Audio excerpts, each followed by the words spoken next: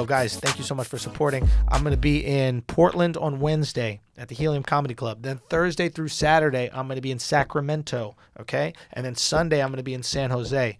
Make sure you guys come out to those shows. Also, we are adding another date to the Chicago show. Chicago sold out.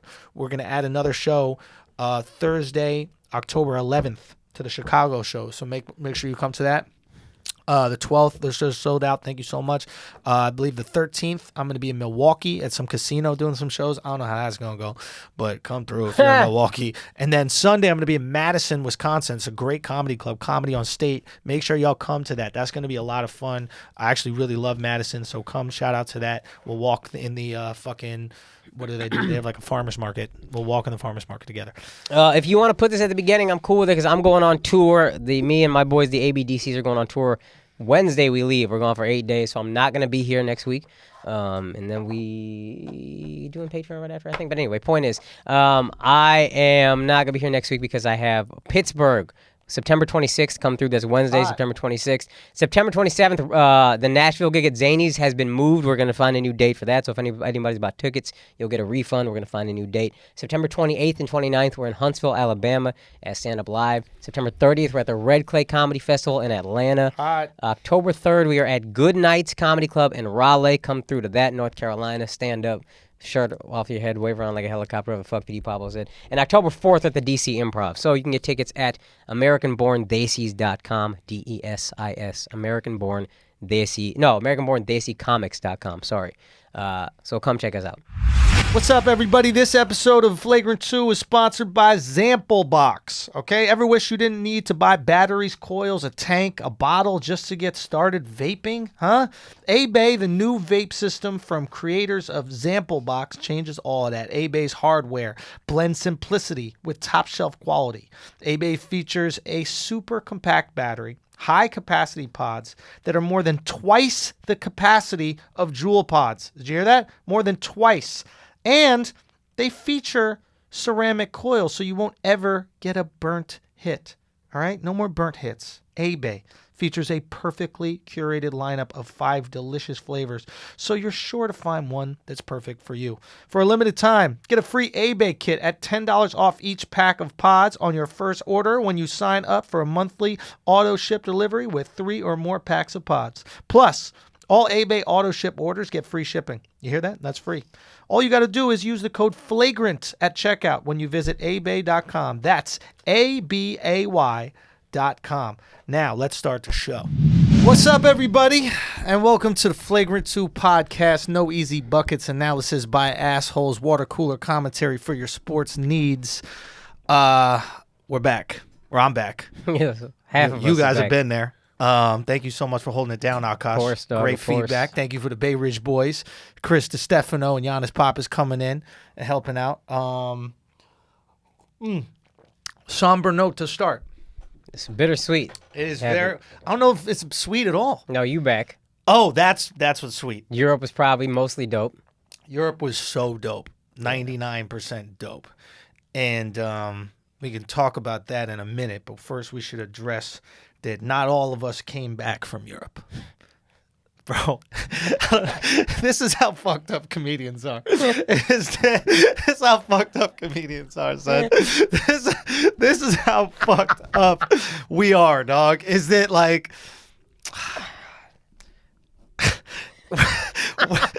Nah, son. Nah. We're not going... Free Alex, yo! You know what I mean? This is what happens. Something happened to us in our childhood that created this persona that turned tragic events into things that we laugh at instead of cry at. That's probably like... It's 100% what it is. The catalyst, right? Yeah, 100%. It's a way to like cope with it, you know, which is usually good in life when you're by yourself and something Right. bad happens to you and you go, haha, whatever, that's crazy, it happened to me. Yeah. When your friend gets locked up abroad, it's... That's the bro, you don't even know. First of all, I just want to say, God, dude, this guy, dude, okay, I'm trying hard here. So, Alex is in Sweden still. So, he's in...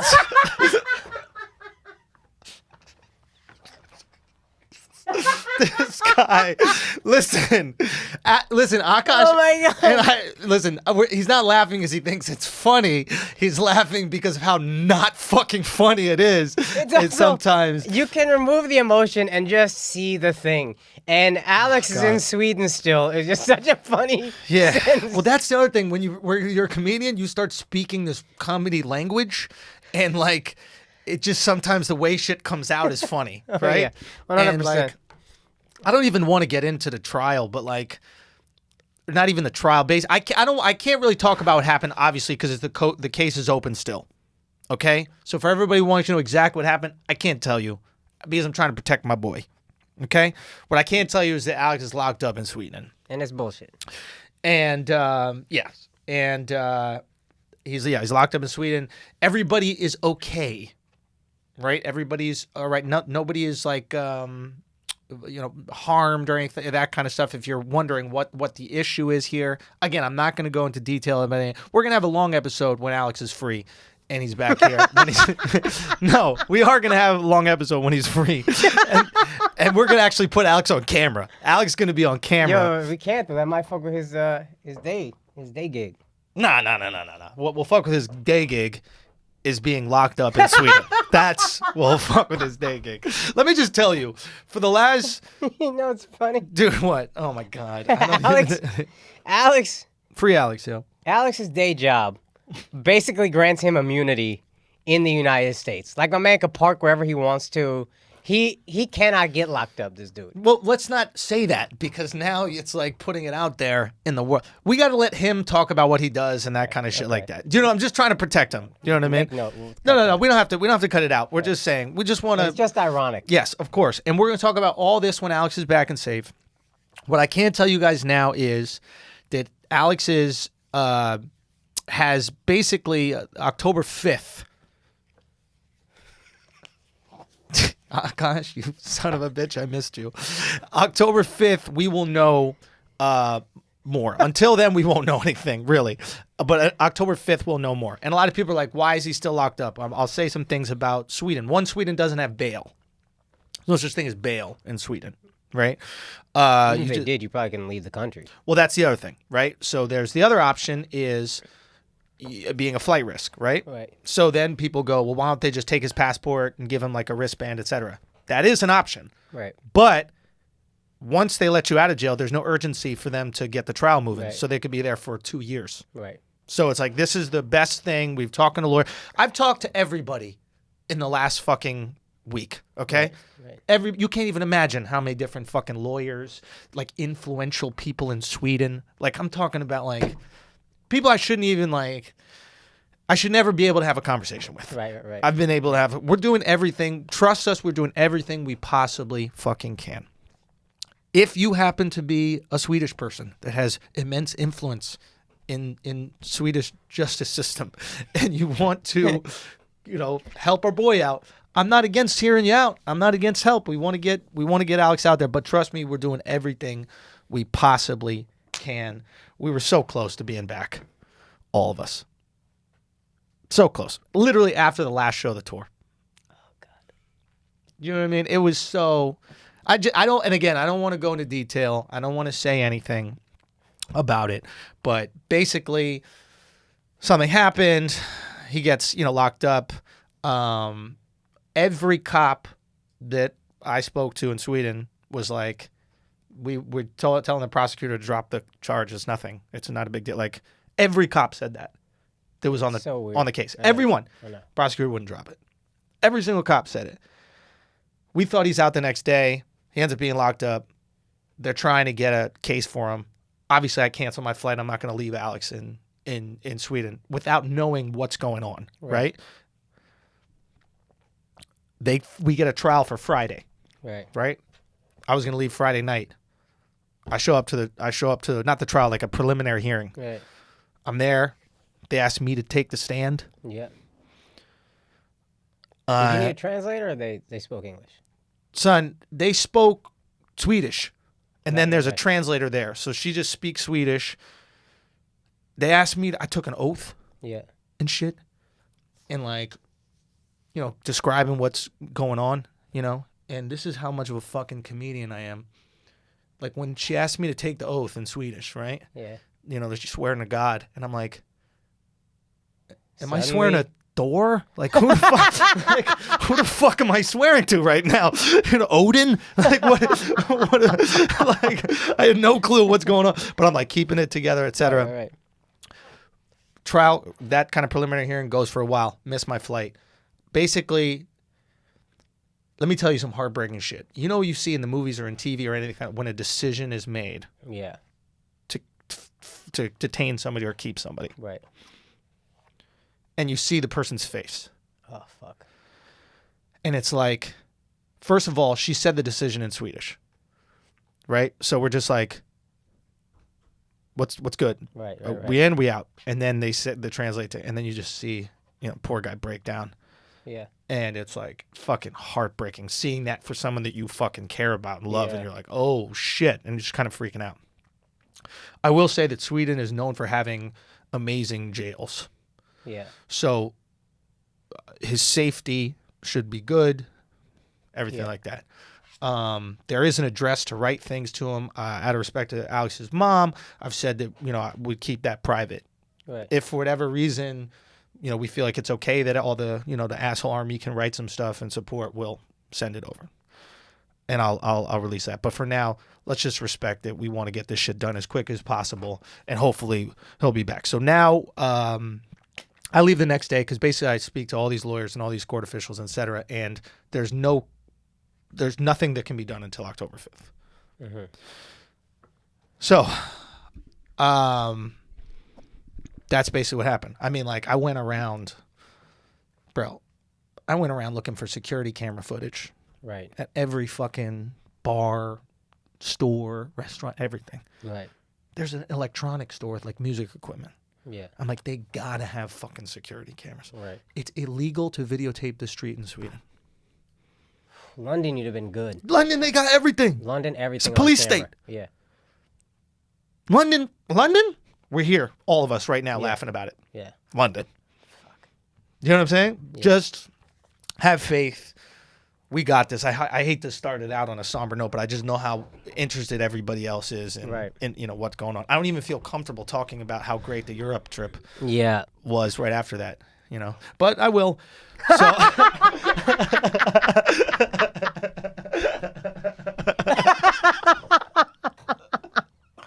no, with all obviously with all due respect, it was just like we're gonna get him. We're gonna get him home. We're going to get him. Trust me, we are on it. We are doing everything humanly possible to make it happen. Trust that. Alex. 1,000% trust that. That's we our love you, brother. Alex. We Stay love strong, you. dog. We're going to get you back. I promise you. I promise you in the courtroom. I promise you. I will keep my promise. Everything will be fine. Trust us. We got your back. And yeah, man, it was, where do we even go from there? How have you been? I don't know. It's like I've been all right, all things considered. Yeah, relatively speaking. You still going broke, or you got some money now? Oh no. Yeah? But I'm free. You know what I mean? Bro, so can I really complain? In perspective, don't it? A little bit. It does, man. A little bit. It's like fuck. Oh man. Oh god. It is a weird. I mean, like, look, it's weird to say it, but I do want to thank everybody who came out to the shows in Europe, man. I do want to. I do want to. What, dude? It was crazy. It was really good. I know. Alex fucked up your whole. Europe was amazing. What a dick Alex is, I know. huh? It's mad selfish. I was so ready to talk about how great Europe selfish, was. Putting a damper on the whole thing. Fuck, man. You got to get your freedom taken. You know what I mean? You know? Selfish. Damn, bro. Be careful abroad, though, man. That's a lesson, is don't do fucking anything. Anything. Because here's the thing. Sweden is very socially liberal. Yeah. Gay rights, women's rights. Rights for everybody. Right. But they're fucking strict. These people are strict. Yeah. Like, the same bar that the shit happened with us, that rapper G-Eazy that everybody says looks like me, he got arrested. And he was in jail for a week. He should be arrested. For? Being this goofy ass white rapper. Yo, you hate white rappers. I hate white rappers. Why? I don't. Fuck you. That's why. Why you say your R so hard? Because they're trying to prove they're not black. Which I respect, but also fuck you. That's not what I'm all rap for. G-Eazy a cornball too. You don't like Jeezy. I know somebody. We might need his legal help, so don't trash him just yet. Give him a week. When does this come out? Nah, go. Say how you feel. I'm just teasing. Go on. Nah, we're done. We'll talk about Go, G-Eazy no, next say week. it. Don't be a pussy. Go. What? It's not a pussy. I'm trying to save Alex's life. Yeah, until you just ruined our relationship with the one guy who can get out of jail in Sweden. That's what I'm saying. That's why I stopped talking. No, keep talking. It's already ruined. Go. It's already fucking done. I just heard he has a movement coach to teach him how to move with swag, which I find so fucking corny. I'm trying to think, is he swaggy? A decent authority to it. Is he swaggy? Does he have some swag? I mean, he's a swaggy white dude. He's maybe- swaggy for like a trained white guy. You know how like when white people dance, It seems like they're it's not just- effortless. It's not. Yeah. It's like you put a lot of. It's like a robot. Like you taught artificial intelligence. right, That's right. when white people do like hip hop dancing. Yes. It's like they computed and wrote code for AI. I'm You know what I mean? It's somebody put AI code into white people, and they're Weirdly- like, "I will teach you how to Dougie." Weirdly, Japanese people don't look like that. Say what? And you would think if anybody would look technical, it would be the Japanese. I'll tell you why. Calves. Calves? All about calves. These Asians, They got calves? the first people I would eat. If I had to eat human, like if there was no more food left, right? An Asian's calves, Calves be looking hella triangular. bro, but they're just Obtuse filled angles. with meat. They're you've never seen that at a gym? I guess so. Asian guy, no Yeah. pecs, nothing. Calves, fucking massive. That's a rotisserie right there. It's not even a question, right? Like if we're on a mountain, remember that? It's like that Johnny shit? Drama's wet dream. Fam. Wait, what? Johnny Drama from Entourage? He loved Johnny Asian chicks? Drama wanted calf implants? Oh, Yeah, it was like a whole season. I remember there was an MTV True Life where a guy got calf implants. What a terrible true life that is. Fucking horrible true life. Okay, guys, it's just my taste in TV, but that's fine. No, I'm not saying that that's a terrible episode. True life is fucking crackheads. You know what I mean? Bro. And you gotta have calf implants? That's a unique thing. This is back in the day before bitches were throwing every different material That's into their true. body, That's right? fair. That's a fair. dude getting like male That's plastic true. surgery? Yeah, that's true. I can't get plastic surgery as a guy. Yeah. Anyway, point is, they've got these juicy fucking calves, man. Right. I don't know what it is. I think it's the pork in their diet. I really do. I thought about it. It's a lot of pork. They do eat a lot of pork. A lot of pork. I wish you guys could see the way he said that. What? Dude, it's I true. know his eyebrows were raised. Bro, a lot of pork. A lot of pork. I heard that's on the menu in Swedish prison tonight. Is I'm gonna find a text from my man who is a fan of the podcast. Shouts to Danish Makbul, that's my homie. We're about to go on a little tour what ourselves. was his fucking name? Danish Danish what? Makbul. My man is super Muslim. He said he probably in jail with chocolate and fast internet. Alex, so perfect. That is fucked up, right? But possibly true. Oh God, I feel bad.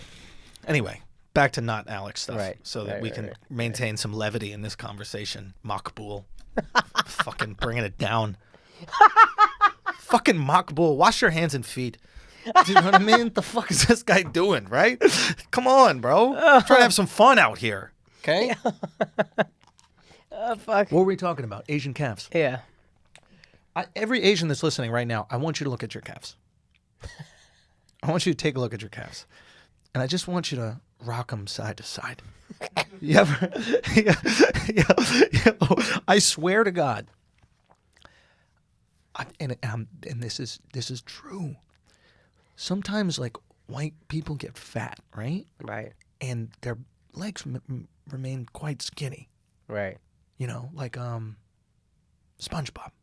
You know what I mean? It's just like Yeah, a stomach okay, fat. Correct. But when an Asian gets fat, their calves, Remain immaculate. they grow in strength to maintain the weight of the new body. Right. It's really remarkable. They're the only people that like will just squat to take a break. you know, like, have you ever noticed that? They're like gargoyles. Like, you know how, like, do you know how, like, gargoyles do you know is really gargoyles good. will do that, like, on the top of a building? Really good. Right? That's really good. Yeah. Dude, I saw an Asian guy today outside of a little thing, just squatting, having a cigarette, and I thought he was looking for something. I thought he, like, lost his keys or something like that. I was like, dude, you lose something or whatever like that? And he just looks at me like, no, he's just smoking a cigarette, relaxing in a squat. That's what's up. Can you full squat? That's how you take a shit in India. So I should be able to, but I don't know that I can. Can you try right now so I can see how Indian you are? Dude, see if you can't shit in India. No. Sometimes people ask me to do Indian shit that's like too much. You know what I mean? That's too much. That's too much. Like what? Like on command, squat so I can see how Indian you look. There's something about that. It's like, I'm not a fucking zoo animal. Dog. I'm not saying it's racist, but I have to not do it. You know Why? Because doing it is like, like a circus monkey. Like, here you go. Here's squat so I can see how Indian you No, if are. I wanted you to do like some circus Indian shit, that'd be totally different. Like the shit where they climb the pole? Yeah, I would too, but people don't know that this in This here. is that YouTube clip. There's like male pole dancing for Indians. It's like a hobby, That shit is mad sexy. I guess. But the no. What is something that you would be like, do some Indian thing? Like, what if it's like if you just captured an Indian and like brought it back to your land? Like what would you, you know what I mean? Like I'm trying to think as like a colonizer, like you captured an Indian, you can't wait to show it to the king. Right. Like what do you ask it to do? Math. You know?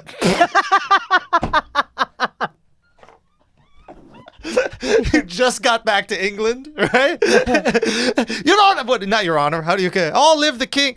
Yo, you know what's Your crazy? Majesty. Your Majesty. You know what's crazy about kings? No last names. They're like fucking Brazilian soccer players. Oh, shit. Queen Like Elizabeth, Brazilian soccer. right? It's like Queen Elizabeth. That lets fucking. you know how important soccer is in Brazil. They take away their last name like fucking royalty. Shit, my man is a king. Elizabeth. You know this bitch's last name? Nah. Harry. Nah, I don't know Harry's last name. That was my first thought was Harry. I don't know his Is last name. Harry? Markle? Oh, Markle, they took that bitch's last I name? don't know, maybe. They're like, bye, bitch. You a goalie now. Your name Ronaldinho. Yo, Meghan Markle, she just Megan of whatever. She's Megan. You're Megan of wherever the fuck you're from. Because you're You're from the land. That's your land. Your land that's it. Fuck. I'm trying to be Andrew. Of New York? Andrew of Yorktown?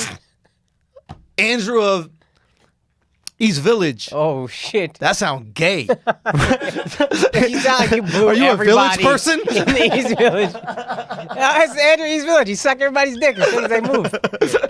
You got to make it somehow, guys. How did we even get to this? Man, I don't even know. No. What do you do when you colonize? You bring the Indian back. Yeah. Your Majesty. Here, watch. They created the number 0, so they know how much to tip. Look. Y'all created 0? Yeah. To define like how much most of you guys have in a bank account?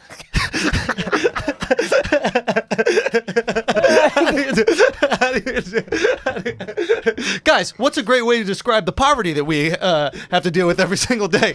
Damn. Nothing. How much did white people leave us with? Nothing. 0.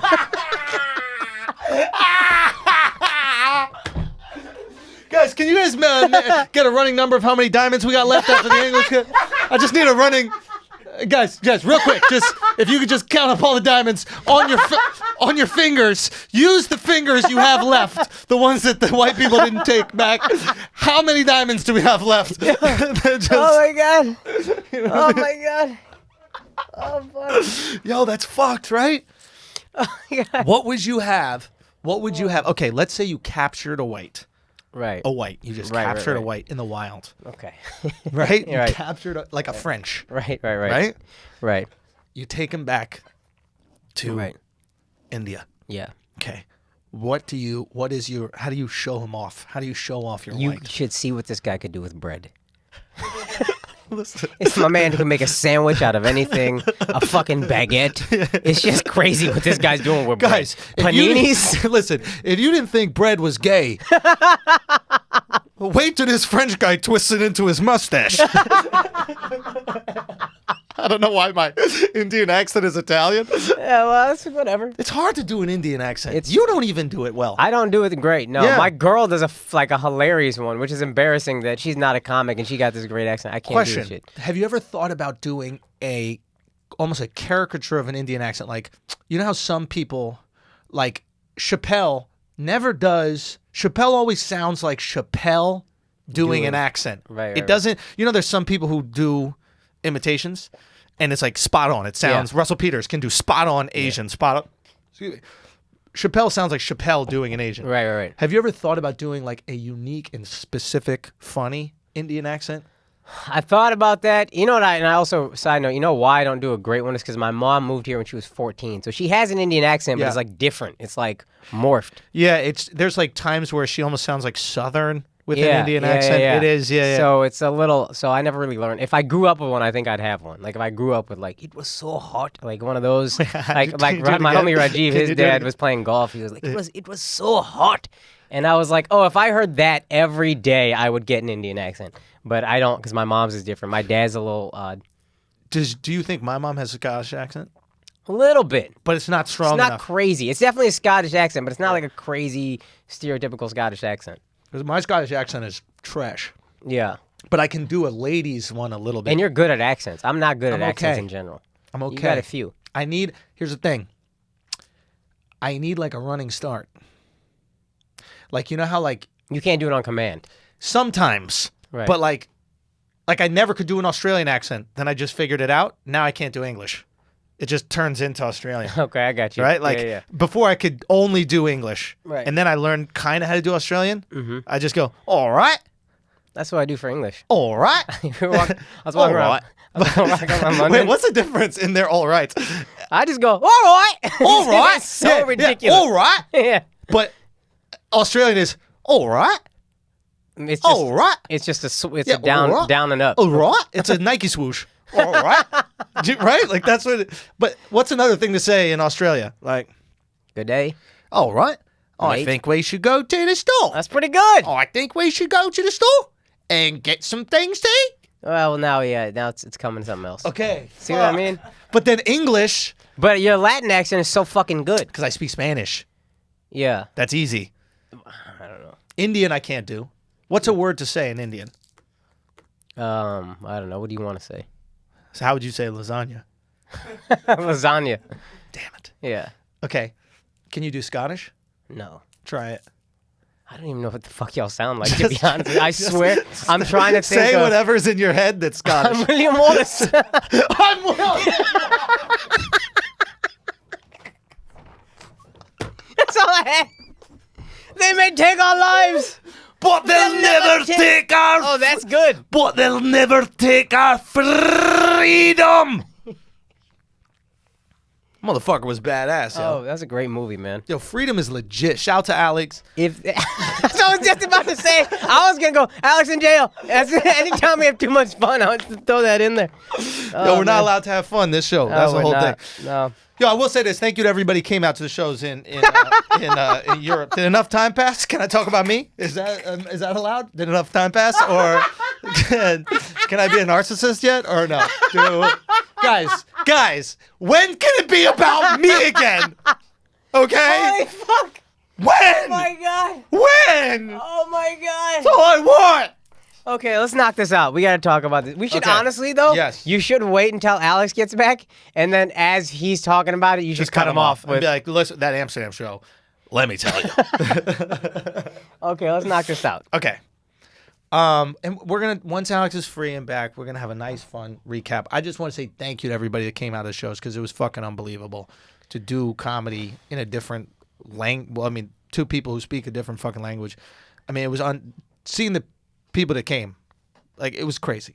You know what I mean? Like, just to sell out, we sold out 5 of the 7 shows. The 6th show in Copenhagen, I'm not going to call it a sellout. There were no seats left, but we could have put another maybe row of seats in there. That's a fucking sellout. We could have added seats and then sold out. That's the other ones you couldn't add. There's no room. This is how I know you guys are successful, because you don't have to make yourself seem more successful. That's real success. Yo, I'm not lying about it. Yeah. Yeah, because I never liked that shit. I hated it. It's because people see through it, and then when you actually do it, they feel happy for you. Like, motherfuckers legit are like, yo, he's doing it because they rode with me through nothing. Yeah. Like, literally, I just did shows in Boston. Last time I did that room, there were 50 people on the Friday show. Right. We just sold out both shows. That's beautiful. And it's like, And the wait staff remembers.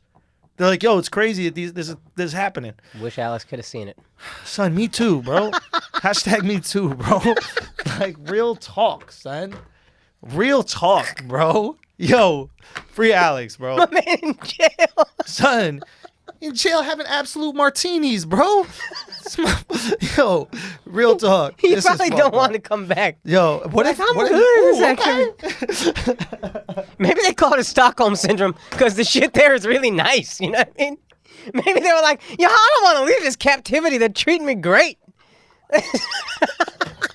Yo, that's fucked up. He just starts saying, I did it! I did it! Oh my god! Oh my god! Give me some more meatballs! I did it! Oh fuck! All I'm saying, thank you so much. Motherfuckers came from South Africa to the show, Saudi Arabia to the show, Mozambique to these shows in places. That's crazy. From, you know what I'm saying? Like That's crazy. Amsterdam, London, Antwerp. Like, we're gonna, you know, we got some cool things. We videotaped the whole fucking thing. Shouts to Alex and Matt. Matt was the other camera guy who actually made it back. I sent Matt back. I had to. You go back, Matt. Sent the white dude back. Nah, Matt Rodriguez. Oh, okay. Come on, you know I keep you Puerto Rican. You know what I mean? I keep you Puerto Rican. Where'd you send him back? Mexico? I brought him back. I sent him back to Mexico. I kept it Puerto Rock, though. You know what I mean? All right, word. I got you. I kept it Puerto Rican. Puerto Rican. Oh, yeah, that's what's up. Hey. Oh, fuck. Okay. Anyway, okay. Look, we're going to talk about sports. I just want to say thank you so much, man. It's really fucking cool to do that. Go to a different country, have motherfuckers come out and support That's you. incredible. It was crazy. So, we'll talk more about it when we get Alex home and free, and we'll recap it. Maybe we'll bring Matt on here, too. He can, you know, talk about the fun times that we had. Yeah. But right now, we got a big week in sports. We really did. We really did. How good does it feel that real sports are back? Dog, it's... I mean, we usually send topic lists back and forth before episodes. It was so easy this week. This week was so many. There's weeks when there's no basketball, when it's just baseball. I mean, it's a frantic search. Because what do you even talk? It's horrible. It's horrible. It's a horrible sport to cover. Maybe you like the sport. Maybe you like playing it. Maybe you like watching it. That's fine. You have to admit, as a baseball fan, there's no news about it. No. There's nothing interesting. This guy has Tommy John surgery. This guy came back from Tommy John surgery. There's no injury. Nothing happens. A week between football games gives you so much time to talk about. Each game matters. It's important. I have to talk about this. Each game has some drama. Fucking Motherfuckers are passionate about every single game. Yeah. Especially with this fantasy shit. Everybody's invested in every single player now. Yep. Anyway, but before we talk about football, because there's so much, can we talk about the biggest story of the week in sports? Go ahead. Maybe the biggest story of the year in sports. Oh, yeah. Let's do it. Tiger, man. Yeah. Tiger fucking did it. Won by 2 strokes, right? So it was like, I mean, that's not like One. a blowout. 1 stroke? I think one, but he was, because he bogeyed, I think, the final hole. Oh, okay. Right? But he was up by 3, and then I mean, he had it locked up. He did the Tiger thing, where from what I remember, if he was leading on Saturday, he never lost on Sunday. No, he didn't. And he was up, I think, at 1.5 strokes. Which is incredible, actually. That's an insane streak. And then to continue that, the first time you have a lead on Saturday in I don't know what's it been, a decade? Yeah. That's crazy. And this is crazy. Bro, it's unbelievable. It's like the best 30 for 30 ever. Unreal. Yeah. And he wins the last tournament. He lives the last whatever the fuck it's called of the season, right? Yeah, the Tour Championship. Yeah, but this is the last one of the season, right? Right. Now we wait for a new season. I mean, it's just unbelievable what he did, and to come back and to see everybody rooting for him. And like, it's just amazing that there are certain crimes we all forgive. We pretend like we don't, right? We pretend like they're wrong publicly, but you could tell if something's really wrong in our gut if we forgive you and root for you after. Right. And there isn't a single person on this planet besides Eileen, which is his ex. Oh, this bitch don't care. She got a fucking island out of it. First of all, this bitch, let me tell you something. This is what this bitch. This bitch. Bitch ass bitch. Bitch. Listen. What infuriated me about this chick so fucking much, bro. She takes a golf club to him after she finds out that he cheated. Which is just cruel often. You took something a man loved and you used it as a weapon against him. I never thought about it. Stupid bitch. Bitch. Evil ass bitch. Evil ass bitch. Trying to ruin him, bitch. Fucking A. More like Elsa. Here's what I'm trying to understand. I get it if you are supporting your boyfriend Right. as he tries to be a boxer like Conor McGregor or some shit like that, right? Like Conor McGregor's girl held him down. Yep. She's working. He's out there training. He's on fucking welfare and shit like that. But you're holding him down. Yeah. Doing everything for him. Yeah. And this motherfucker cheats on you, take a golf club to his fucking head. Right. You're a babysitter, bitch. Bitch, you a nanny. He took you from nanny to millionaire, and you expect fidelity. Bitch. Earn your fidelity. Bitch. Bring something to the table. Bitch. How dare you Bitch. take a golf club Bitch. to this man's car Bitch. when all you did Bitch. is held a fucking bottle to the kids? Bitch. Bitch. I swear to God, the arrogant, like the fact that she thought she deserved, that she was blown away. I mean, this bitch. Like she was so blown away. Bitch was flabbergasted. She was flabbergasted. Bitch, gas were flabbered. That sounds like a last name. Where she from? Fucking Ellen Flabbergasted. Norwegian or whatever Yeah. the fuck. Get out of here, bitch. All I'm saying Motherfucker is, gave you a normal last name, bitch. bitch, finally someone could pronounce your name, bitch. Bitch. Ellen Woods. Now where you at? Bitch call herself a model, bitch. You ain't no fucking model, bitch. Bitch. Bitch, you was in a JC Penney catalog a couple times, bitch. And you know what you worth? That penny, bitch. Okay, that's why you got the job. Bitch. Okay? This girl is the most arrogant girl I've ever heard in my entire life. The fact that she couldn't fathom Akaash. She couldn't wrap her head around the idea that Tiger Woods, the greatest golfer in the history of the game of golf, worth $500 million, Bitch. could fuck another woman. Like, the fact that enraged her to the point that... Let me tell you something. If I'm dating Tiger Woods as a man, and I was dating him... After he Tiger Woods. After he's Tiger Woods, if I'm dating him and he cheats on me, right? Bitch. I might be hurt, but I'd understand. I could get over it. I could probably stomach. I could go for an apology. Yeah, you could, bitch. It's just that always pissed me off, and I just hope. I don't know what I hope. I'm just glad that he came back. I'm glad that it didn't destroy him in the long run. I wasn't a Tiger fan before all that, to be honest. Really? I just found him off-putting. But you see a guy go through enough, and it's like, I think that's the thing. Is the crime, once we see a punishment that we feel justifies the crime, then we're good. Right. Like, Yeah. you see someone suffer enough, you're like, yo, that's enough. It's like no one followed Jesus until he was on the cross. That's not true, but... He had 9 dudes. Right? My man had no followers, fam. I think it's 12 apostles, right? He had 12 of them? Son, he had 12, son. No one followed Jesus. My man had 12 guys. The Knicks got 14. Do you know what I mean? Like, you got a playoff squad, that's it. You got a playoff squad, that's it. One shorty. Shorties was not feeling Jesus at all. Shorties really do want to build you up. You know what I mean? Like, when he was walking around with... loved Jesus. Say what? Mary Magdalene loved Jesus. She had one shorty, and you could pay her. She was a prostitute. This bitch was looking for lodging. Do you know what I mean? Real talk. Looking for lodging. I'm saying... Right? Nobody was like Jesus was rolling. Yo, think about this, fam. Think about this, fam. This bitch was looking for lodging. Look, think about this. With all due respect to Jesus, please, free Alex. You know what I mean? But like, yo, all I'm saying is this: when my man had no holes in his hands and feet, when he had no lashings on the back, no cross, nothing. How many? 12? He had a fucking jury.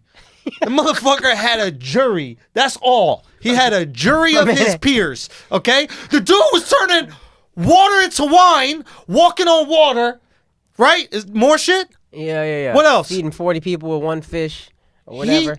How you feed 40 people one fish and you don't get none of them? He had followers, dog. Fam, he had 12. That's why they killed him. He had 12, B. My man had 12 legit followers. They put him on the cross. Everybody saw what he went through. Oh my God. He had his tiger moment. Do you know what I mean? Jesus had his tiger Jesus moment. had his tiger moment, bro. Tiger ain't have a Jesus moment. If anything, Jesus had a tiger moment. I'm using a metaphor, fam. I'm using an analogy, son. Jesus had his tiger moment, son. And y'all saw how many people were following Tiger? Oh my God. After? You saw all those people walking on the greens? Yo, that shit looked like a mess. It looked like he was about to have a little sermon on the mount. He pluribus, in pluribus, in victus. That's the back of the quarter, fam. Son, I told you that's all I know in Latin, son. Oh, fuck. I know. What? Yo, Alexx in jail. Yo, he's in jail, son. Free. Ahora, libertas, AlexxMedia. Alex, libertad. Why we make him sound like the Count? Yo, the Count. How you speak Latin? What accent? I don't know, bro. There's no Latin left. It's a dead language. What? Nobody speaks Latin anymore. That's not true. It's true. Well, I learned it. I learned it in elementary. You didn't learn no fucking elementary I swear school. to God, I learned Latin in elementary. What school did you go to? It's teaching Latin. PS 6, public school 6. You know, I've realized that's a test real New Yorkers give each other. What? What school did you go Yeah. to? What school did you go to? Wells Elementary School. Ha! Gay!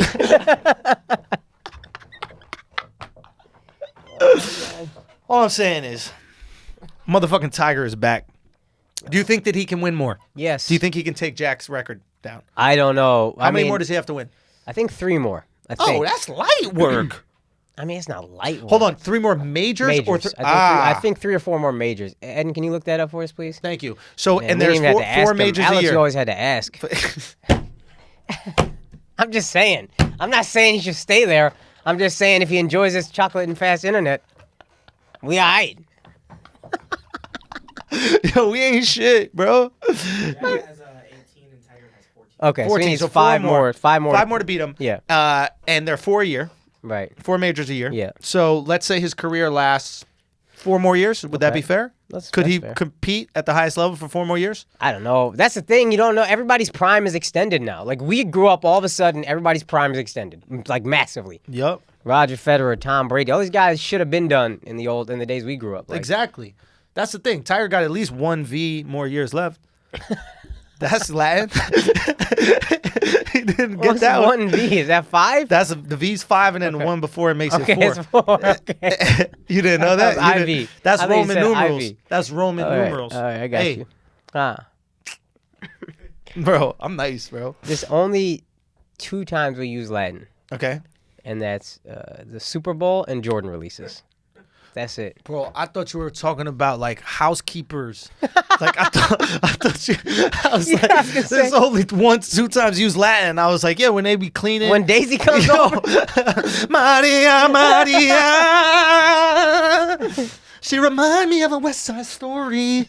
that's Andrew's real housekeeper's name. It's a lot of people with that name, bro. Come on. You know where she got that name? Where? Mary Magdalene, my G. Nope. Jesus' mom, I think, was named Mary, right? Yeah. My man. bad. Oh, man. I gotta read that Oh, Bible man. again, dog. I think I forgot all my shit. Anyway, so that's Tiger. Motherfucker's back. We're good. Now we can talk about some goddamn football.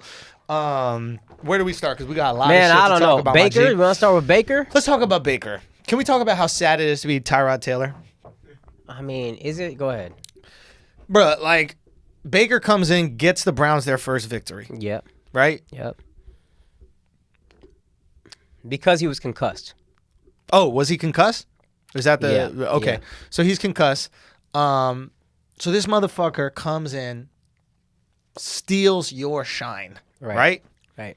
But you're probably thinking, all right, whatever. Like, at least during practice when the music comes on, I'm be able to outdance this motherfucker. You know what I mean? Like, at least then, like, it's Nah, not. you seen Baker Dougie? Son, Baker Baker? Dougie. Baker don't look white when he dance. Baker, yo, he don't got the coding. That's how That I knew. shit is- That's how I knew my man was the truth. When I saw that Dougie, I've been a Baker fan. Everybody who listens knows that I've been a Baker fan. My man got a Dougie.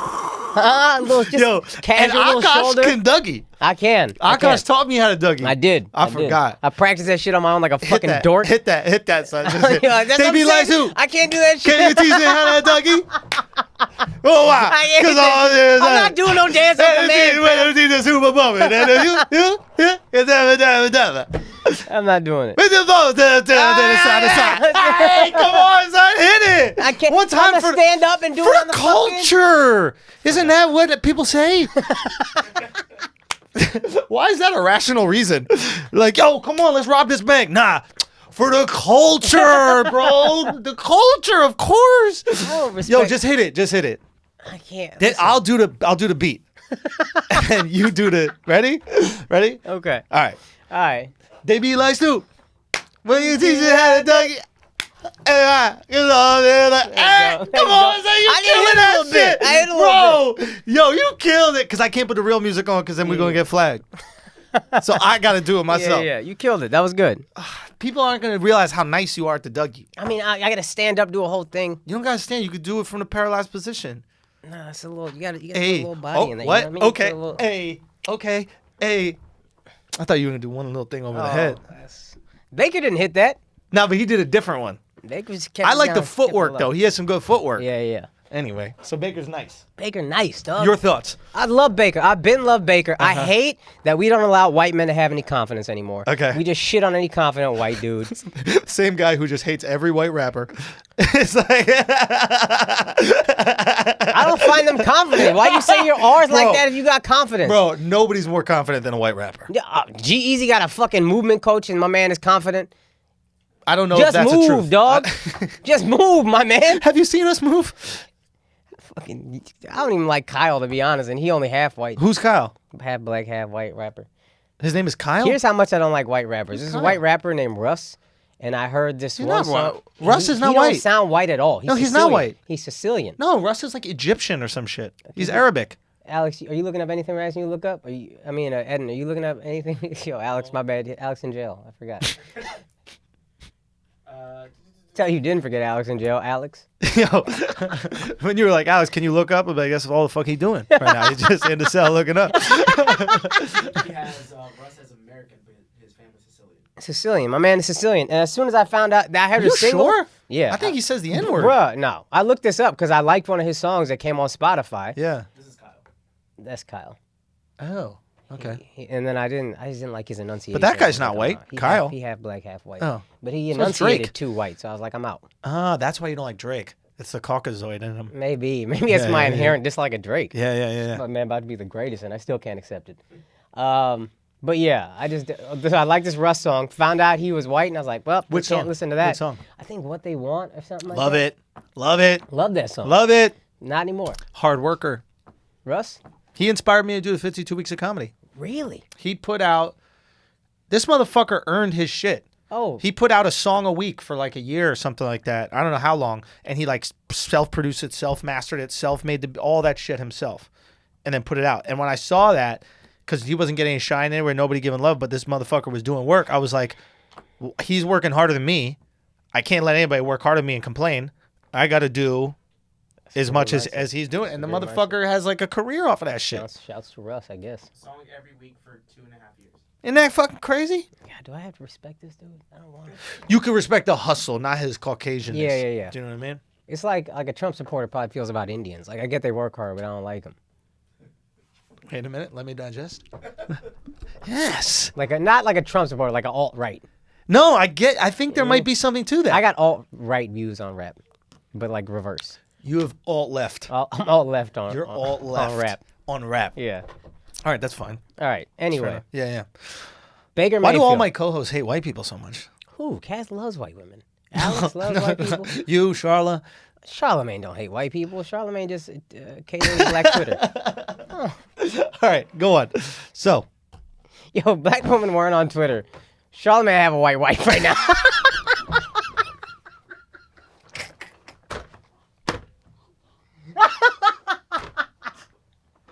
My man can have an HBO show and no white wife. Come on. oh fuck. Okay, go on. I just love that fact that he's unapologetically who he is. He owns who he is. Mm-hmm.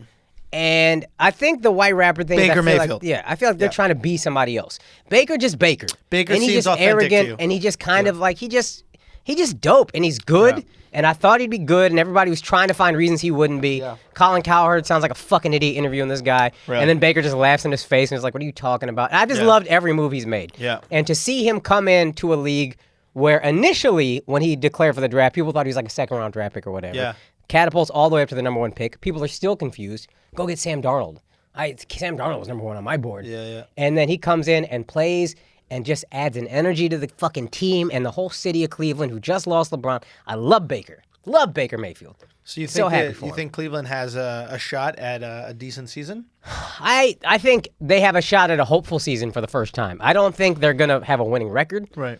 necessarily, but I think they'll be pretty good, or like they'll be much improved, and he's the reason.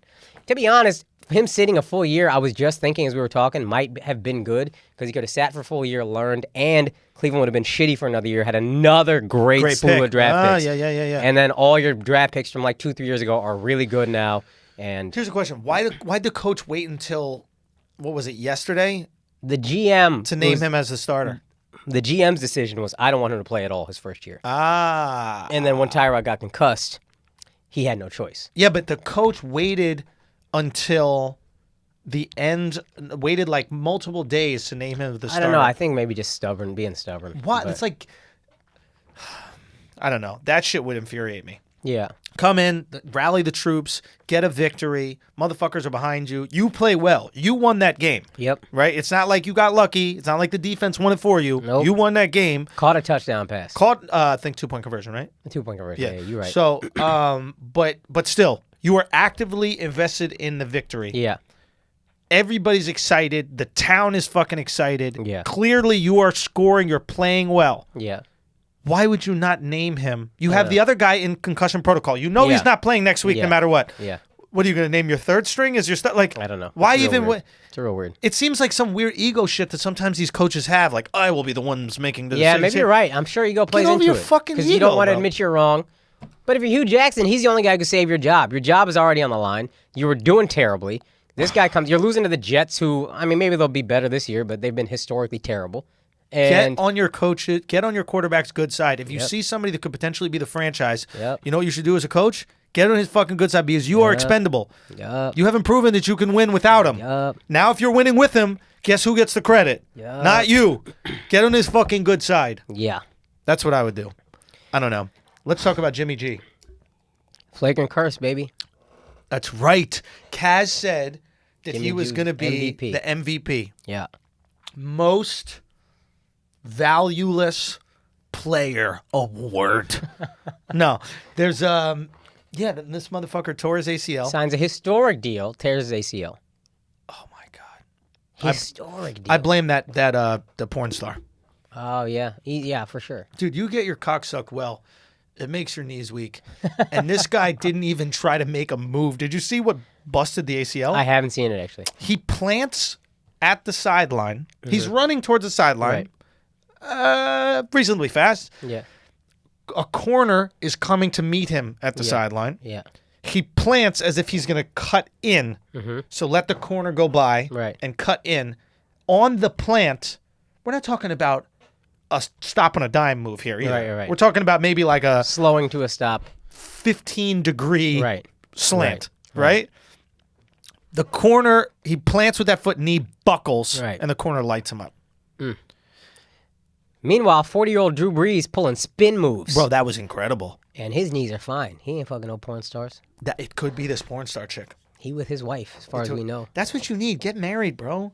Age with your woman. Your knees get strong. I'm telling you, man. Dude, get a nice married blowjob. Fucking ACL What is rock is that? solid. Dog, married blowjob, dude. That's the thing, dude. Really? I always look for married women. Get them married blowjobs. No. I was talking to this girl. Oh, fuck. I can't even share the story. Okay. But that being said, yeah, it's a real shame that his knee just buckled. But it's one of those injuries where you're like, was this ready to go? I don't know. I mean, he's so fucking young. How does a quarterback's ACL injuries are You got to see the freak injury, injuries. dude. I'm telling you, it looked like it was ready to go. But yeah, ACL injuries, it happens now, Vinny Testaverde was old, but I remember when he was on the Jets years ago. Yeah. I just remember he was kind of running, and then all of a sudden he just rolled over in pain. He's done. And boom, it's done. But that's a when I think it's non-contact ready to injury go. sometimes.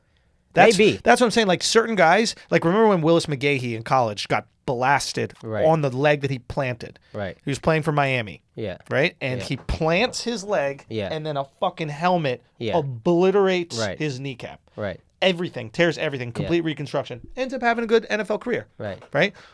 That is an understandable tear. Right. You're a young, athletic, reasonably athletic Right. human. Right. You make a reasonable cut.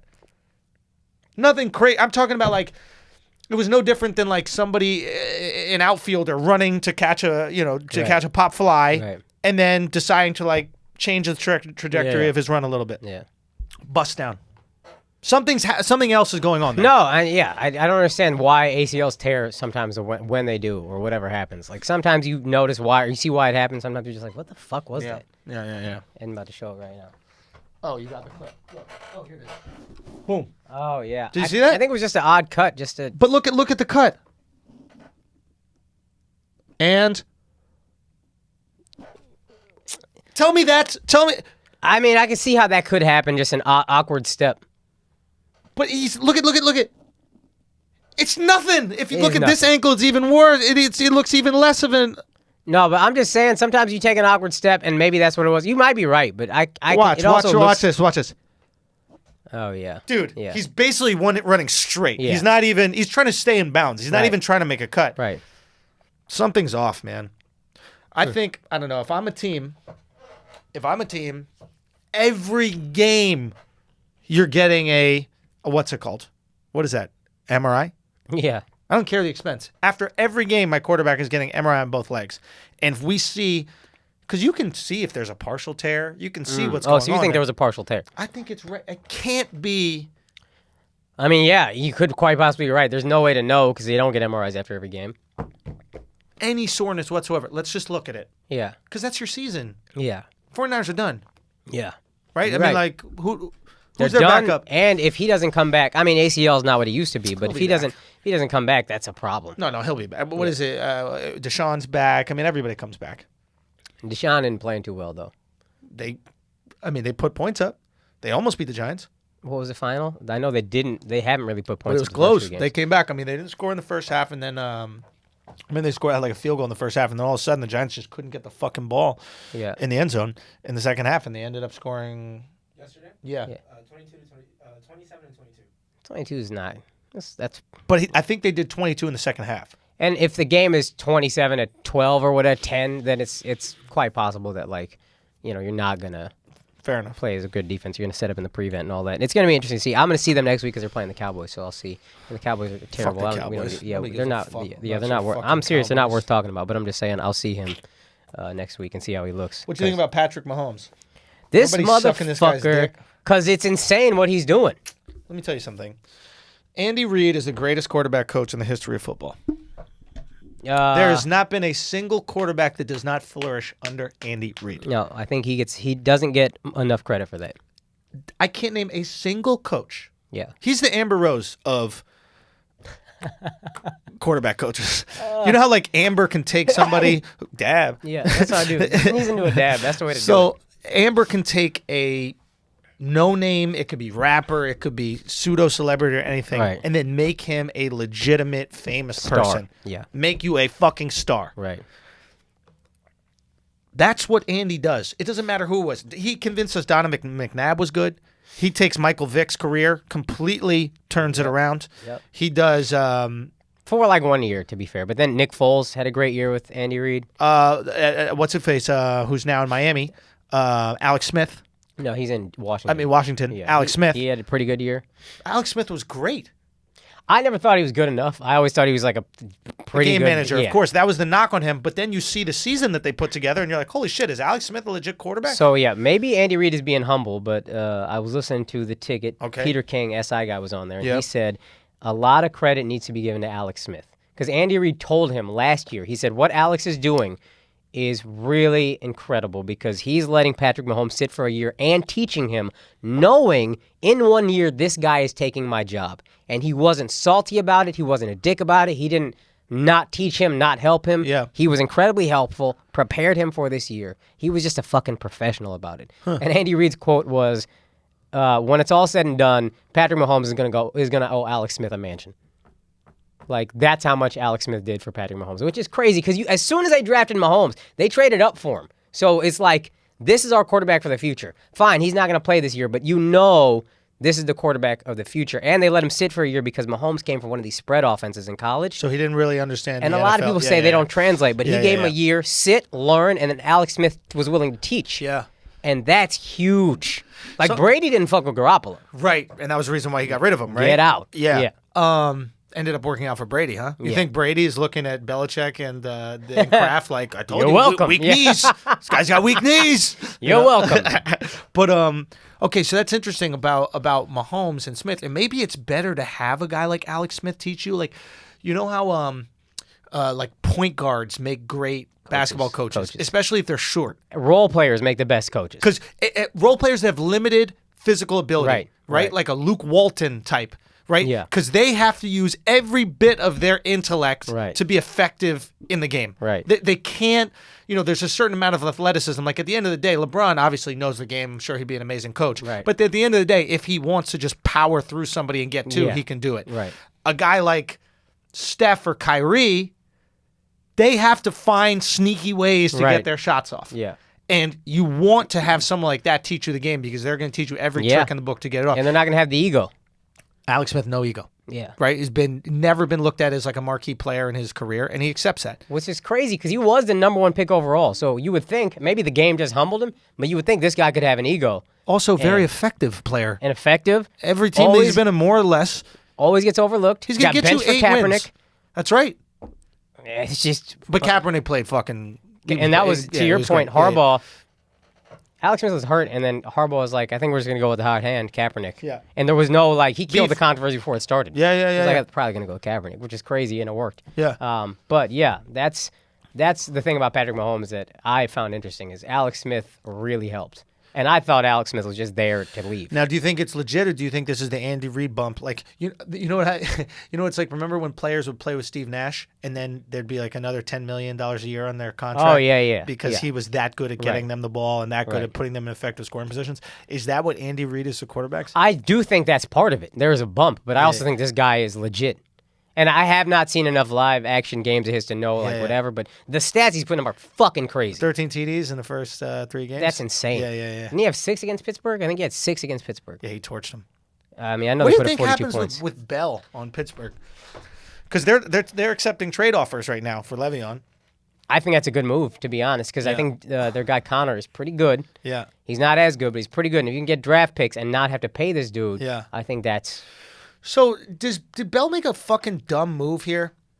You get 14 mil. I'm trying to do the math, right? You're not going to get nobody in the NFL gets more than 2 or 3 years guaranteed, right? Especially not a running back. They say, from what I read, they're all 3-year contracts at the end of the day. Right. And most of them, you're not even going to get the third. You're going to get restructured in the third. Well, they'll give you like 5, 6, but 3, you're... restructure, they'll give you more money up front. So restructure is good for players. Sure. But a 3-year contract. A restructure ends up being a fucking franchise tag, basically. Yeah. Right? Okay. So this is what I'm thinking. Yeah.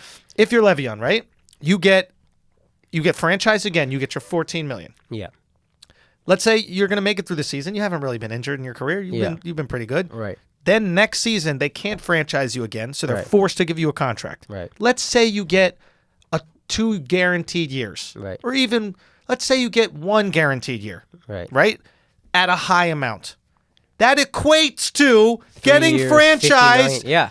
It's the same fucking thing. And now you get to run behind a solid offensive line. You're going to end up getting traded to some bullshit fucking team. Yep. You're not going to be as productive. And guess what's going to happen next year?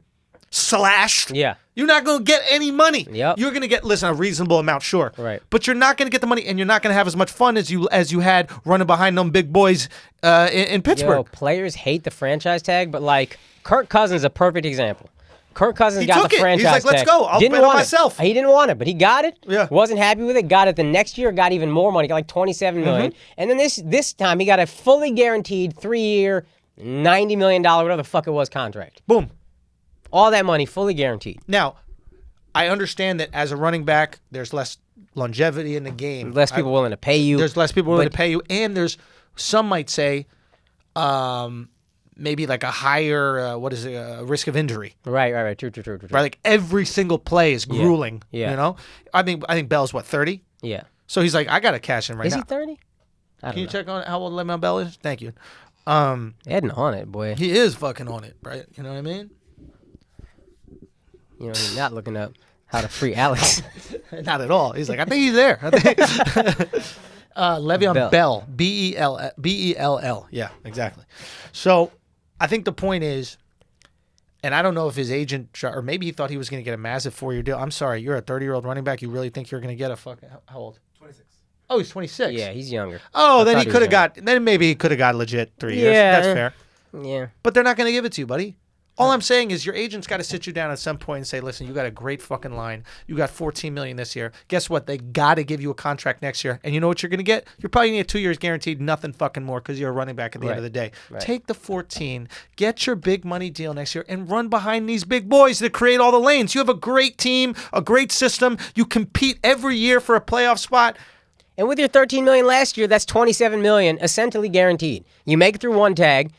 That sucks. You had to do that, but you got $12 million. Now you get $14 million. That's right. You had 27 guaranteed as a running back in the NFL. 26, 27 million, whatever it is, and that's essentially guaranteed. And then you get another contract, and let's say it's 2 years for $10 million. All right, so you made $37 million. That's all right. You might want $45 million guaranteed, but this is, I just think, You're a running back at the end of the day. Yeah, Let's be honest. You're a running back at the a lot end of of the this day. is ego. They want the biggest guarantee because X guy got this, and fuck him, I'm better than him. Give me a bit more guaranteed money than him. Right. Who's the highest paid running back in the league? I think it's St. Louis, Todd Gurley. That kid can play. He bro. can play. Dude, That's L.A. That's the same. L.A. Rams? They're looking ridiculous. I think they're number one right now. That's the hot pick to get to the Super Bowl, and I was just like, nah, here's the thing. The playoffs is crazy because one bad game and it's done. Done, yeah, sure. And it seems like every year there's a team. But when it comes to the playoffs, it's really a lot more goes into the preparation and coaching. Oh, McVay is a fucking genius. He's autistic. He's Yo. Rain Man. This guy's Rain Man. Did you see them interview? Yes. Lefko and Sims and Lefko. Sims and Lefko, they were interviewing. They were asking him what happened at. Did you see this clip? Yes. Did I send it around? No, I wanted to clip this. I wanted to send this to you. Bro, if any of you guys are listening, you guys go and check it out. You just want to see what a fucking waste of a great mind. This guy, what is this? Sean McVay? Is that his name? Yeah. Sean McVay, coach of the Rams. They're asking him what happened in random plays last year. Not even last year. When he was a coordinator for the Redskins, his entire career, he remembers every single play. And listen, Bill Russell can do this. LeBron can do this. And it's remarkable. Yeah. Here's the difference. A lot more happening in an NFL play. Yes. In NFL play, you have 4 different receivers potentially, all running different routes. Yep. Right? This guy's calling out everybody's fucking route, blocking on the play. It's insane. It was, and I'm like, this guy should be making rockets. This guy should be doing something pretty. He should be Elon working Musk. at fucking Google. We have Elon Musk getting CTE every day with these fucking bozos. This guy could be changing the fucking world. That's the problem with America. We love sports so much that all our geniuses end up coaching football. Oh, yeah. Right? Belichick should be a fucking genius somewhere. Oh, yeah. Right? He should be working for Google. We got to get these South Africans with their goofy fucking accents to come over here and make fucking tunnels underneath LA. We got Sean McVay. Fuck. He can make a fucking tunnel. He's making room for fucking Gurley every single week. You don't think he can fix traffic? Oh, man. It was impressive, though. Oh, what a fucking waste. Anyway, I think it's them, man. I really think it's them. Offensive line is crazy. Defensive line is crazy. Receivers are good. Quarterback is good. Corners are good. Like, they're going for it, and they look like they're ready. LA does not deserve this sports. No. LA does not deserve this No. fucking dynasty of all sports they're about to walk into in the next couple of years. Oh, yeah, you're right. Fuck. The Lakers are going to be good. Fuck. The fucking Rams are going to be good. I wonder, I don't watch hockey really that much, but I wonder how the Kings are doing. Won a championship recently. They won a Stanley Cup recently. In the last, 5 years, I think. I mean, the Dodgers are always up there. Yep. They don't deserve it. They don't. And they don't deserve it because they don't care enough. No, they don't. If there's one team they seem to ride hard for, I will say it's the Dodgers. Lakers, I think, they ride for. None of them are real fans, right? It's all fucking Instagram models in the front row. Nobody really cares about the I remember Lakers. we saw an Instagram bitch that was on Guy Code at the Clippers game. I was like, is this bitch sitting courtside? Oh, yeah. She what the fuck is going on? I had no clue. I think it was Playoff the same game. chick that used to fuck Russell Wilson. No, maybe. But I remember she tweeted, and this is when we were all of us on the same show. Russell She Wilson. tweeted, "I'm taking a much-needed vacation," and then Andrew quote tweeted it, "Ha ha ha ha ha ha." I did. I'm a motherfucking asshole. He a wild one. He a wild one. Who was it? Which one was this? Julianne or whatever, Julia Kelly, something like that. Oh yeah. Yeah. Yeah, that's right. Yeah, it was hilarious. And she wouldn't even like kiss guys before they were boyfriend and girlfriend or some weird shit. Yeah, something nuts like that. I'm like, oh my God, you're going to get a loser as a boyfriend. And she's always tweeting about how upset she is and things not going well. Ain't nobody want to hear that. Yeah. You're a hot girl. Things are going great. They're going fucking great, dude. Wait, do we have an ad this week? Because I got Oh, shit. We had 2. Oh, I'm Fuck. glad you said it because I got to piss. Thank you for reminding me, man. I was so concerned with Alex's freedom. I forgot about money that we have to make. Anyway, I just want to say thank you so much. I want to say thank you so much to Blue Chew for their continued support of Flagrant2. But I also want to say you're welcome. I also want to say you're welcome to all the dudes out there chewing these chicks down, man. I cannot tell you the feedback that I fucking get every single time I do a show. I got dudes and chicks coming out. They come out with their girls. They bring their girl out. And their girl is the one that gives me the breakdown of how it went. It's not a fucking game, bro. It's not a fucking game. This Blue Chew is the truth, okay? And there's shorties out there. They're getting chewed down. Chewed down fucking bubble gum, man. That's what's happening over here. Blue fucking Chew, okay? Always ready. It don't matter. It don't matter. Always ready. Always got a clip ready. Filled to the top, okay? Not that little shit that goes into the Glock, the banana clip, okay? The Rambo clip. The one that's curved like the Arabian sword. Cock that shit in there. Let that shit spray. That's the Blue Chew, okay? Chewable. Chewable. Remember that. Not swallow. Chewable. You know when a chewable works twice as fast, right? You ready to go. Get it. Hung, hung, hung. Hit it up. Okay? If you want to know the real Blue Chew method, I'm not going to lie, this is the trick. You take it right before you have sex with a girl and then disappoint her. You come as fast as you fucking can. She's up there upset, angry, pissed off. But you just keep her there for another 19 minutes and 30 seconds. And when that shit starts to rise, all I got to say is, she dies, bro. Handle your business. You go out there, you handle your business. The truth is the truth. All right? Blue Chew, I just want to say it's made in the USA and it's shipped direct. And I know all my people out there in Europe. Blue Chew, y'all got to get on this. You got to find a way to get these people in Europe some chew, man, because they were asking for it when I was out there on the tour. They were all, yo, bring some chew for us. And I'm like, I don't know if I could just bring fucking prescription shit and hand it out to people. I get in trouble out there. All I'm saying is you got to find a way to get out to Europe because they were asking for it. They wanted it as well. The shorties were asking, find a way. Me and my boyfriend want to try it. Da-da-da-da-da. All I'm saying is, right now, we got a special deal. You visit BlueChew.com. You get your first shipment free when you use our special promo code FLAGRANT. Okay? All you're paying is $5 in shipping. That's BlueChew, BlueChew.com. Promo code is FLAGRANT. You get to try it for free. Okay? Blue Chew, the better, cheaper, faster choice. I'm telling you, you go handle your business. I already know the whole asshole army has tried it. I already know it. And shorties, don't have a fucking ego about this. Have not heard a bad review yet. Shorties do not get a... Yeah, exactly. There's none... Don't have a fucking ego about this. A lot of girls like, oh my God, he doesn't need this. Of course we don't need it. Of course we don't fucking need it. We're men. Okay? Can come whenever we want. This is for you. Okay? It is for you. Give you the best goddamn time of your life. All right, lady assholes? So release that ego. Get rid of it. The chew is for you. Order some chew. Order for your man. That's a birthday present right there. And y'all go to fucking town. I need some more chew testimonials. Yeah. Right? We need some more chew testimonials. All right? I'm going to need y'all to DM me, especially the ladies, and let us know how that fucking shit went. All right, fellas, get your girl to DM. You know? Testimonials. Get us some chudemonials or whatever that shit is. We're not good at making those words, but we got to make it happen. All right, let's get back to the show. Akaash. Yeah. Okay. Vontae Davis. We didn't talk about that last week. Guy basically quits at halftime. Yeah. Everybody makes this huge deal out of it. Everyone's pissed. Why how could you let your brothers down? Right. How could you? First of all, these are not your brothers. These are your fellow employees. Right. Okay, you are getting paid to hang out with these people and play with these people. You're not doing this out of the kindness of your heart. You're not doing this out of passion.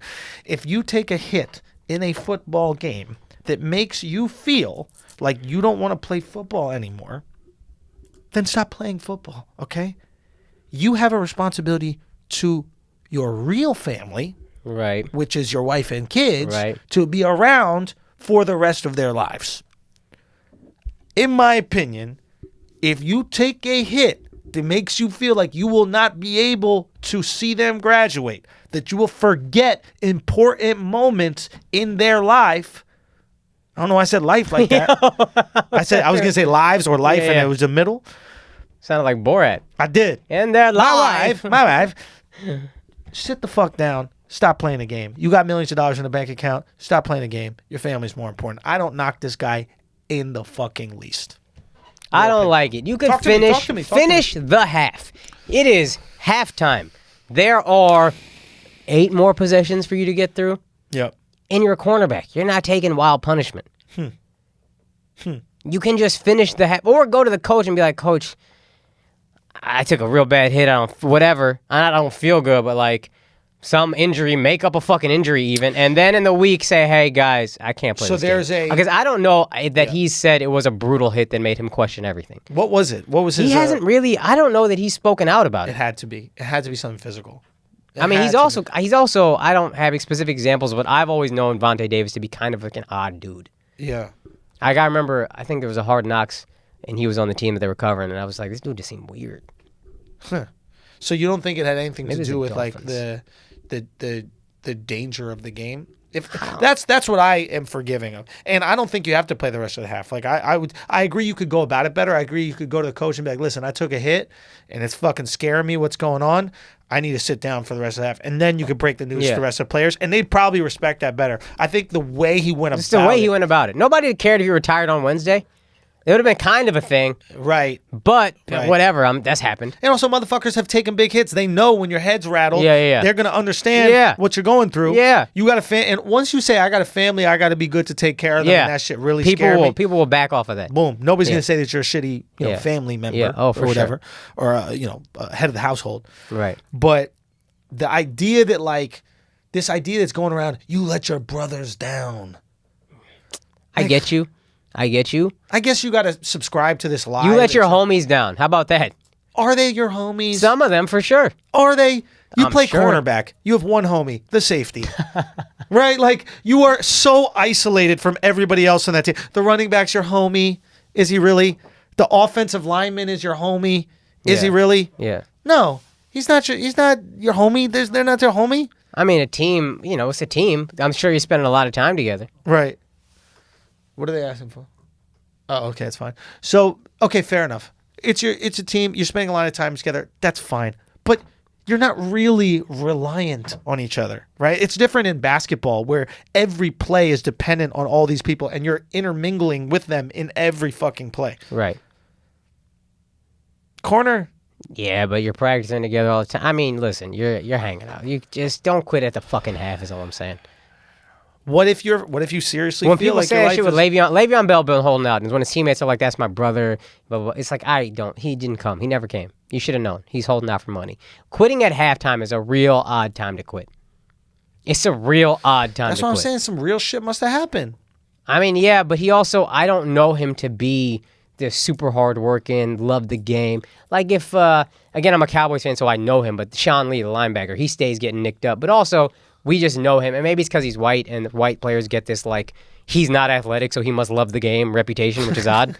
But I know him to love the game. Right. And if he at halftime was like, yo, I can't do this, it would be like, what the fuck is going on? Yeah, Some crazy shit must have happened. Nobody's saying that about Vontae Davis. He doesn't have that same reputation. And maybe there's a racial bias there, but I've always, and I can't think of exact stories, but I've always just known Vontae Davis to be kind of an odd dude. Right. And not really like a love the game type of guy. I think he was a high draft pick too. And he just didn't really pan out. All I'm saying, it's not that crazy given how violent a sport it is. If it was basketball and you quit during halftime, I'm like, what the fuck is wrong with you, you idiot? Just play the rest of the half. Right. There's no chance that anything physically wrong could happen to you. Maybe you get an elbow. Maybe you tear your ACL. You're still going to see your kids graduate with a torn ACL. You're not going to shoot up your family fucking CT. So he might have taken a rough hit, but I just also, when do cornerbacks really get their bell rung? Like, son, all the time. You see them happen when they make a tackle and they end up hitting the guy's fucking knee or something like that. Enough. Or they have, like if you're, especially like safeties, when you're hitting somebody coming across the middle, that hurts you just as much as it hurts them, bro. Yeah, I don't know. I don't think it's like a concussion thing. Fair enough. If it's not, it's odd. If it's assholes not, it's holler odd. at us. Let us know. Yeah, if we fucked up.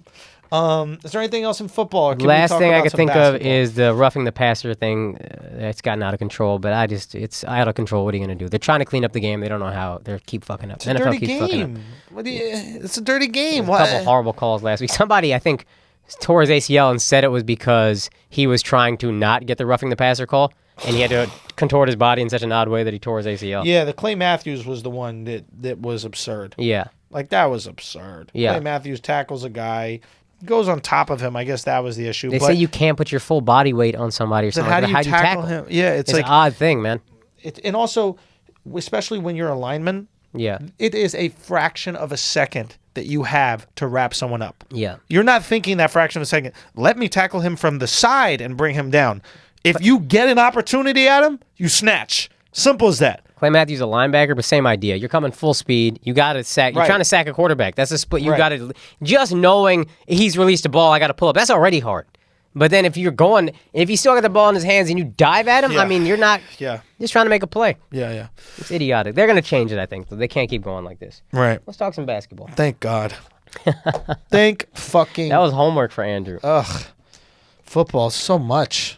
Motherfuckers know so much about it too and care so much. I just like watching the games, man. That's how you are with basketball, though, and that's how I'm like you with basketball. Like, I love basketball, but I just want to watch. I don't know X's and O's. I don't know. I actually on purpose listened to a bunch of games on my way home from the Boston gig, just so I could know what the fuck was going on this week. And like, something is different. I was like, something is different. Yeah, because I think a couple weeks I just embarrassed myself. I just knew absolutely nothing about the fucking game. I was like, all right, let me at least get some information. Man. Okay, basketball. Joel Embiid. Sorry, so much to talk about. So much to talk about. Joel Embiid is I think an underpaid athlete in this league. And what I'm not talking about salary cap. I'm talking about value. You know how like LeBron is the most underpaid player in sports? Yeah, right. Joel Embiid is so important to the branding and the attention of the NBA. Yeah. This guy is the Conor McGregor of the NBA. That's a great way to put it. Right? That's Conor a McGregor. Great way to put it. And I mentioned Conor just because I saw this press conference between him and this guy Khabib. I don't know his fucking last name. But Khabib and Conor McGregor's press conference. I would not care about that fight if it's just that quiet motherfucker. Neither would I. Just looking like an assassin, just quiet, staring straight ahead. What are you, a ninja? Say something. He seems like a ninja. Yeah. He does. Yeah. And it's just... But Conor's press conferences are the single most consistently entertaining thing in all of sports. Every press conference. Yeah. Every one. The man does not let down. He kills. He fucking kills. Yeah. It is hard as a stand-up to kill every time you go on stage. Right. There's going to be a crowd that doesn't have it. Yep. There's going to be something that doesn't bounce back. Every fucking time he kills. Yeah. And every fight he delivers. It might not be a victory, but it will be entertaining. Yep. Even the Floyd fight was entertaining. Awesome. Yeah. It was. We all loved it. We couldn't believe that he lasted 10 rounds. Yeah. Right? It was an entertaining fight. Every fight with the Diaz brother, entertaining fight.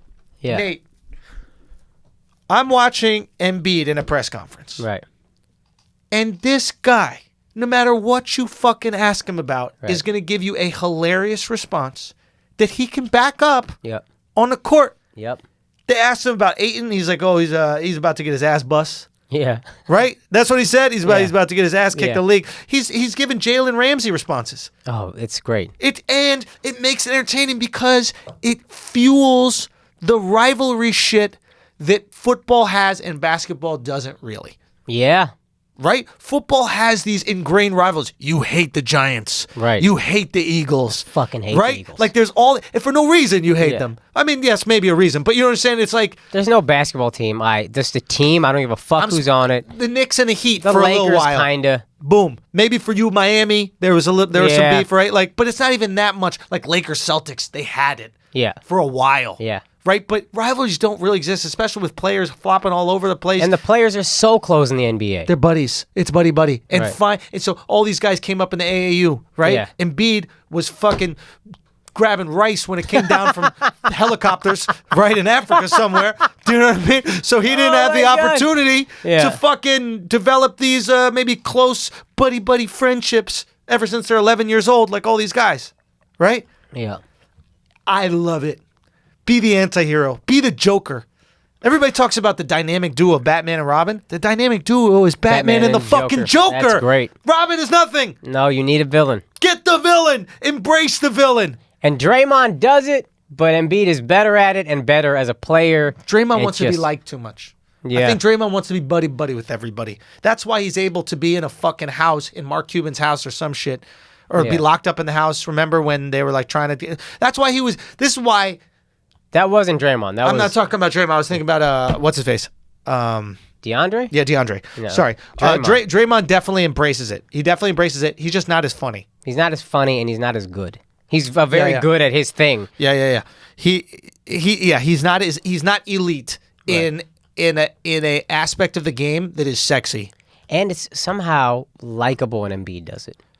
His accent, his goofy fucking Yeah, I guess you wouldn't accent. think. It's like an improv. Like you go to watch improv and you don't think it's going to be funny, so it's funny. I don't ever feel that way with improv. Okay, It gives me well, good anxiety. for you. That's why people Yeah. laugh, though, I think, because the bar is very low. But it's frightening. Joel Embiid the bar is very low. I didn't even know this motherfucker spoke English.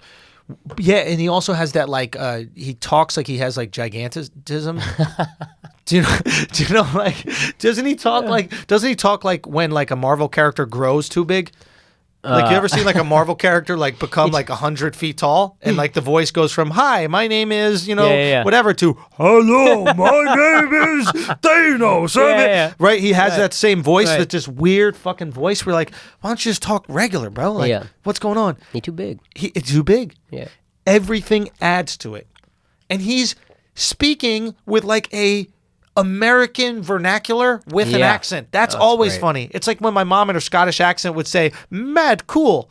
Yeah. You know what I mean? She'd say these like, Yeah. "Oh, right, it's so swaggy. Yeah, you got a lot of swag." You know, she'd say these things, and it was funny. He's doing it. He's going at everybody. He's not afraid to back it up on a court. Nope. And he's weirdly aggressive in the way he talks, but the least physically aggressive on the court. You never see him engage bully ball. physically. Yeah. Right? Like somebody like tries to foul him hard or like push him, and he always puts his hand up. He's like, "What are you doing?" Like, what? Yeah. He like claps in their face like, "Yeah, I'm under your skin." Yeah. He's also, I thought about this, his tweets were always kind of like self-deprecating a little bit early on. Like he didn't just come in talking shit. Like remember he'd have the trust the process tweets or whatever. Like he'd be tweeting at other athletes like, "Yo, LeBron, come play here," or whatever. It's like he's just smart and it's refreshing. Yeah. No athlete is openly tweeting to big free agents, especially when he wasn't even good. Hey, come over here. Yeah. Hashtag trust the process. It's just a funny thing all these fans are saying, and like he just hops on. Yeah, he's playing one-on-one against people on the fucking street. Like he just gets it, man. Yeah, he's he's just fucking- good. He's just savvy. He is sad. Yeah, he knows. Dude, he's one of these young athletes that knows how to work social media. Yep. He works it like a rapper. Yeah. Like, you know how 50 Cent is 6'9"? Yeah. Find ways to, like, get the internet in a frenzy. Yeah. Dude, what 50 Cent is doing to Busta Rhymes right now is so fucking funny. I haven't even seen it. Oh, my God, bro. It is hilarious. Dude, I got to show you. He has this, him and Busta are, like, beefing, Right? which could be, like, the most meaningless beef in the history of That's what I'm saying. of rap, but he has this fucking. He got a picture of Busta about to take a sip out of a drink, and he opened his mouth like a fucking great white shark to get this straw in for some reason. Dude, I have no clue why it's so funny. I have no clue how he was able to get this. I was fucking crying. Look at the picture right here. Right? Wait for it. And then he gets the video. Dude, 50 Cent must spend 18 hours a day on the internet. On Instagram. That's all he is on here. Look at this. Bro. Oh, man. Just drunk Busta. Drunk fucking Busta. I don't know how that beef started. 50 just went at him? I don't know. These guys, I have no fucking clue. All I'm saying is he is an asset to the fucking league, man. He is. And as somebody who talks about sports every week, knowing that Embiid is... He's the dream guest. We've talked about who's the dream guest. For me, it's Joel Embiid. Because we would get him in so much fucking trouble, bro. Oh, my God. Oh, it'd be so fun. Oh, it would be saucy. It'd be so fun. We need to get him in here. He's the Shaq of this age. Ooh, is he Shaq or Barkley? I think Barkley was more about it. Like, Barkley was just a dude who was himself, and he's ready. Unapologetic. Let's fight. I don't care. Yeah. I'm with whatever. I'll throw you out of a bar window, and then if the judge asks if I regret anything, say I regret we're on the first floor. He didn't do that for social media. He did that for a judge. Wait, he said that? He went to court. He got arrested or in trouble. He beat up a guy, threw him through a bar window in a fight. Judge said, "Do you have any regrets?" And he goes, "I regret that we were on the first floor." That's Did a great he get answer. locked up for that shit? I don't know what he got. He got something. This is back in the day. But that's just a brilliant, phenomenal answer. But that's not for social media. Yeah. That's just Charles Barkley being Charles Barkley. Right. Shaq played the media. He played the game. He knew a little bit. More Shaq calculated, yeah. Shaq wasn't. He would fight a little bit, but not really. Yeah. Well, when does a 7-footer like Shaq that's 300 pounds ever get tested in real life? You never do. Yeah, Barkley tested him. And what happened? Yeah. You know what I mean? Yeah. It's just a lot of these bigs, like 7-footers, have this incredible confidence because life never gives them lemons. Yeah. You know what I mean? That shit is lemonade all day. Yeah. Like, nobody's coming up to you and be like, yo, give me your sneakers. Yeah, for like, sure. the rest of us get robbed. For sure not. 7-footers don't get robbed. Shaq, you just want to be friends with. Hey, Shaq. Yeah. How you doing? Girls want to sleep with him because he's huge. It's just whatever. Like, it's just whatever you want. Your life is made. Yeah. They're Right. hot chicks. Oh, yeah. 7-footers and are basically hot chicks. Yeah, for sure. You won the genetics lotto, just like a hot chick. You really did. Athletes. Well, I think all pro athletes won the genetics lotto, but like those guys in particular. Sure. If you're Deshaun Jackson, nobody knows you're an athlete. Yeah. If you don't walk around with your fucking jersey and Most helmet. boxers. Floyd, if Floyd's not that famous, like if Floyd's not what he is, I don't think It's the reason why Floyd got to wear cowboy boots every fucking day.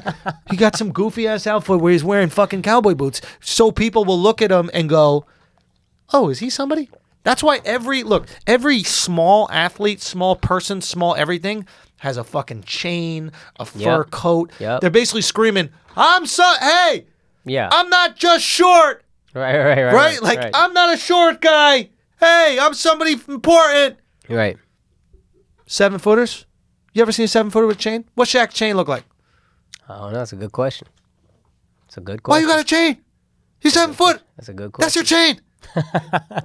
You know what I mean? Even if you're 7 foot and you're not in the NFL, or if you're not in the NBA, or if you're not in any sports league at 7 foot, you're still 7 foot. Yeah. You don't need anything. Yeah. Girls are walking up to you. I've seen this happen. They just walk up and go, what do you do? They're trying to make sense of your 7-footness. The level of appeal you have to have for a woman to walk up to you and talk to you, that's a famous person. You are That's famous. all fame is just I want girls to walk up to me and talk to me, so I want to talk to them. Yeah. That's all. That's every why we're kid doing wants to be this right famous. now. We're doing this so we don't have to hit on you and get rejected in public. That is the whole point of celebrity, the whole point of fame. That's what every kid dreams of fame. At one point, he was like, either I'm scared to talk to this bitch, or this bitch said no to me. Let me just get famous so I don't have to do this no more. That's why I hate online dating. Oh, yeah. We worked our asses off to get famous enough where women would just walk up to us, and then you fucking nerds developed online dating. And you can't even sleep with them because then you take advantage of a power dynamic or something. Bro, it's infuriating. How's a that broke dude my get more free friends- pussy than you? Jamil, I have friends who do not have any fame whatsoever, and they get more fucking pussy than I do. A crazier sex life. Jamil out here having fivesomes. Fivesomes. What do the girls look like? Fives. That's a 25 though. I'm saying it is a crazy thing, dude. The worst time in history to be famous. Or have fame. Yeah. You're getting Me Too'd if you're famous. Yep. You're getting your old tweets looked back at. Yep. You're constantly under attack, and everybody else is getting pussy thrown at them just through social media and through Saying viral whatever shit. the fuck they want to. So whatever the fuck they want to. I want to start a service. I've told you this, I think. What is that? Whenever someone reports a tweet that someone else had, You suck their dick. Is that the service? that's a pretty good idea, to be honest. Just That's saying. can I monetize that? Yeah, you can. No, but somebody, some firm or whatever is like, all right, I'm going to go through all their social media, this person who snitched on you, and I'm going to find some incriminating shit about them, and then I'll post it online. So nobody's safe. Nobody's safe. You want to call somebody out, you better be squeaky clean. Well, that's why I wasn't that upset when Republicans started calling out liberals on their past tweets. Oh, yeah. Right, because it was just liberals calling out Republicans on Right. their past tweets, right? Right. And it was they weaponized Twitter Yeah. to like take people down. Yep. Right, and then all of a sudden, some of these conservatives started calling it, like that director James Gunn. Gunn. Yep. And all these liberals, their shit started getting taken down. Yep. And the reason now it sucks that these people who are more or less innocent had their fucking livelihood and careers taken away. That being said, what it did is establish mutually assured destruction. Yep. It's you got nukes. Yep. I got nukes, fam. What's good? That's a very brilliant way to put it. Right? And it, Mutually assured destruction. That's everything really good. calmed the fuck down. Yep. If you know that we could play the. Oh, no, they're still doing it, though. They went at the guys we fuck girls. Because some shit they said in 2014. Right. Did anything happen to them? They dealt with some shit. I was on their podcast. I didn't know what happened. Right, I was right. just on it, and then they were talking to me. I was like, Yeah, what yeah. the fuck? Some stuff. They were just trying to be funny and it didn't work or whatever. Right. 5 years ago now, almost. Right. You're going to bring up some... Stop it. Just stop it. What? That means they're popping. Oh, dog, front of the New York Post. That means they're popping. Yeah. But That means that's you're popping. ridiculous. It's ridiculous. They're looking at your past to it's take just you down. racist. Shut the fuck up. Those Yeah. girls are dope. Shout out to Corinne and Christina. I gotta go listen to what it is. My assumption is I always try to judge people on intent, not interpretation. The intent was to be funny, and it didn't work. Exactly. Whatever. So It as a happens. comedian, I'm judging you on intent because my intent is always to be funny when I say shit, and sometimes it don't work. Exactly. But if your intent is malicious, then I'll be like, what's good? Yeah. Like if that's the thing with people who aren't comedians. When you say shit that's fucked up and you're not a comedian, well, what else would your intent be? I think just trying to be funny. No, I'm saying Yeah. non-comedians. No, I'm saying even them trying to be funny, but it sometimes don't they work. are. Yeah. Sometimes they're just trying to be dicks. Right. True. And then it's like, okay, well, I could do that. Right. But my shit, I never claimed to be no fucking messiah. Yeah. Do you know what I mean? I never claimed to Yep. do any. I don't want that shit. Very rarely do I take a moral high ground on in anything. public. Yeah. My favorite thing is to knock down people who take moral high ground. Yep. That is my comedy. That is yours too. Yeah, pretty it's much. a big source of joy for me. Whatever your moral high ground is, I come in here. I am balancing the fucking ecosystem. I really think that's what I'm doing. Real it's talk. real. I got a real messiah complex I'm about this shit. Thanos. You know what I mean? There was too many people in the fucking world with too many moral high ground opinions, and I'm coming through like, bye, bitch. Next time Alex says some race shit, you a convict. You a felon. Exactly. I'm over here. Let's go. Snap, snap, snap. Yep. I see you trying to be too good. I see you making these opinions. Mm-hmm. I see you out here trying to Me Too somebody. Oh, really? I see your Argento ass bitch. I'll bring Leah over here real quick. Like, talk to him, Leah. You know what I'm saying? I'm ready to go. Yo, my favorite thing, I said this to you, is seeing fraudulence exposed. Woo! That's my favorite thing on earth. It like brings me actual Woo! joy. I had to start humping the air when you said that shit. I had to start deep stroking the air when that fraudulence get exposed right here. There you go. I'm snapping right into the mic so y'all can hear exactly. That's the thing. I got all the stones. I'm coming for you fucking moral high ground pussies. Talk that talk. We good? Any other sports? No, for real, that shit gets me charged up, bro. I love it, man. And there's so many times on Twitter where I don't, like my saved tweets, fire. My saved tweets fire, bro. But Twitter's not the platform for the save joints. No. But sometimes when you see these fucking idiots going in like, ugh, it's fucking glorious to see this Me Too shit just folding. Yeah. Right? Because now all these women are getting accused of things. Oh yeah. So now that they're all getting like that, Ozzy Argento, she just tweeted out this guy who accused her. He was about to go on this Italian radio station, and she goes, "We're watching you. If you say anything, it's gonna be hell." Isn't that silencing a victim? Ooh. Remember when you weren't supposed to silence victims? Remember when we were supposed to listen to all victims and believe all victims? Well, you know what, bitch? Let me tell you, you just got snapped. You just got Thanos snapped, bro. Real Bitch. talk. That's it. Stupid bitch. Let's go. Bitch. Yeah. Ho. Damn it. Stinking ass. Yo, bitch. the snap to make everyone disappear is so dope because it's the least that you could do. Oh yeah. It's not even a clap. That would involve 2 hands. This is just bye. Yeah. It's a great. Who else should we take down on a moral high ground this week, Akaash? Has anybody else been tripping? I thought about something when you were talking, but I can't remember who the fuck it was when you said the Ozzy Argento shit. I had a white girl in Brooklyn tell me my jokes, and then there was some weird shit happened before I got on stage. The host actually apologized to me after I got off because I was like, I don't know what happened to y'all before my set. It was doing well, but it was like an odd vibe the whole time. Right. And then I was talking about my girlfriend, so I'm obviously complaining, and but it's not funny on stage to be like, I love her with all my heart. I did that on Guys We Fuck. That's the cuck time. This ain't cuck time. So then I was like, I don't know what happened before I got up here. And then this white girl was like, we just don't like sexist jokes. And then I just look at her and I go, this white bitch.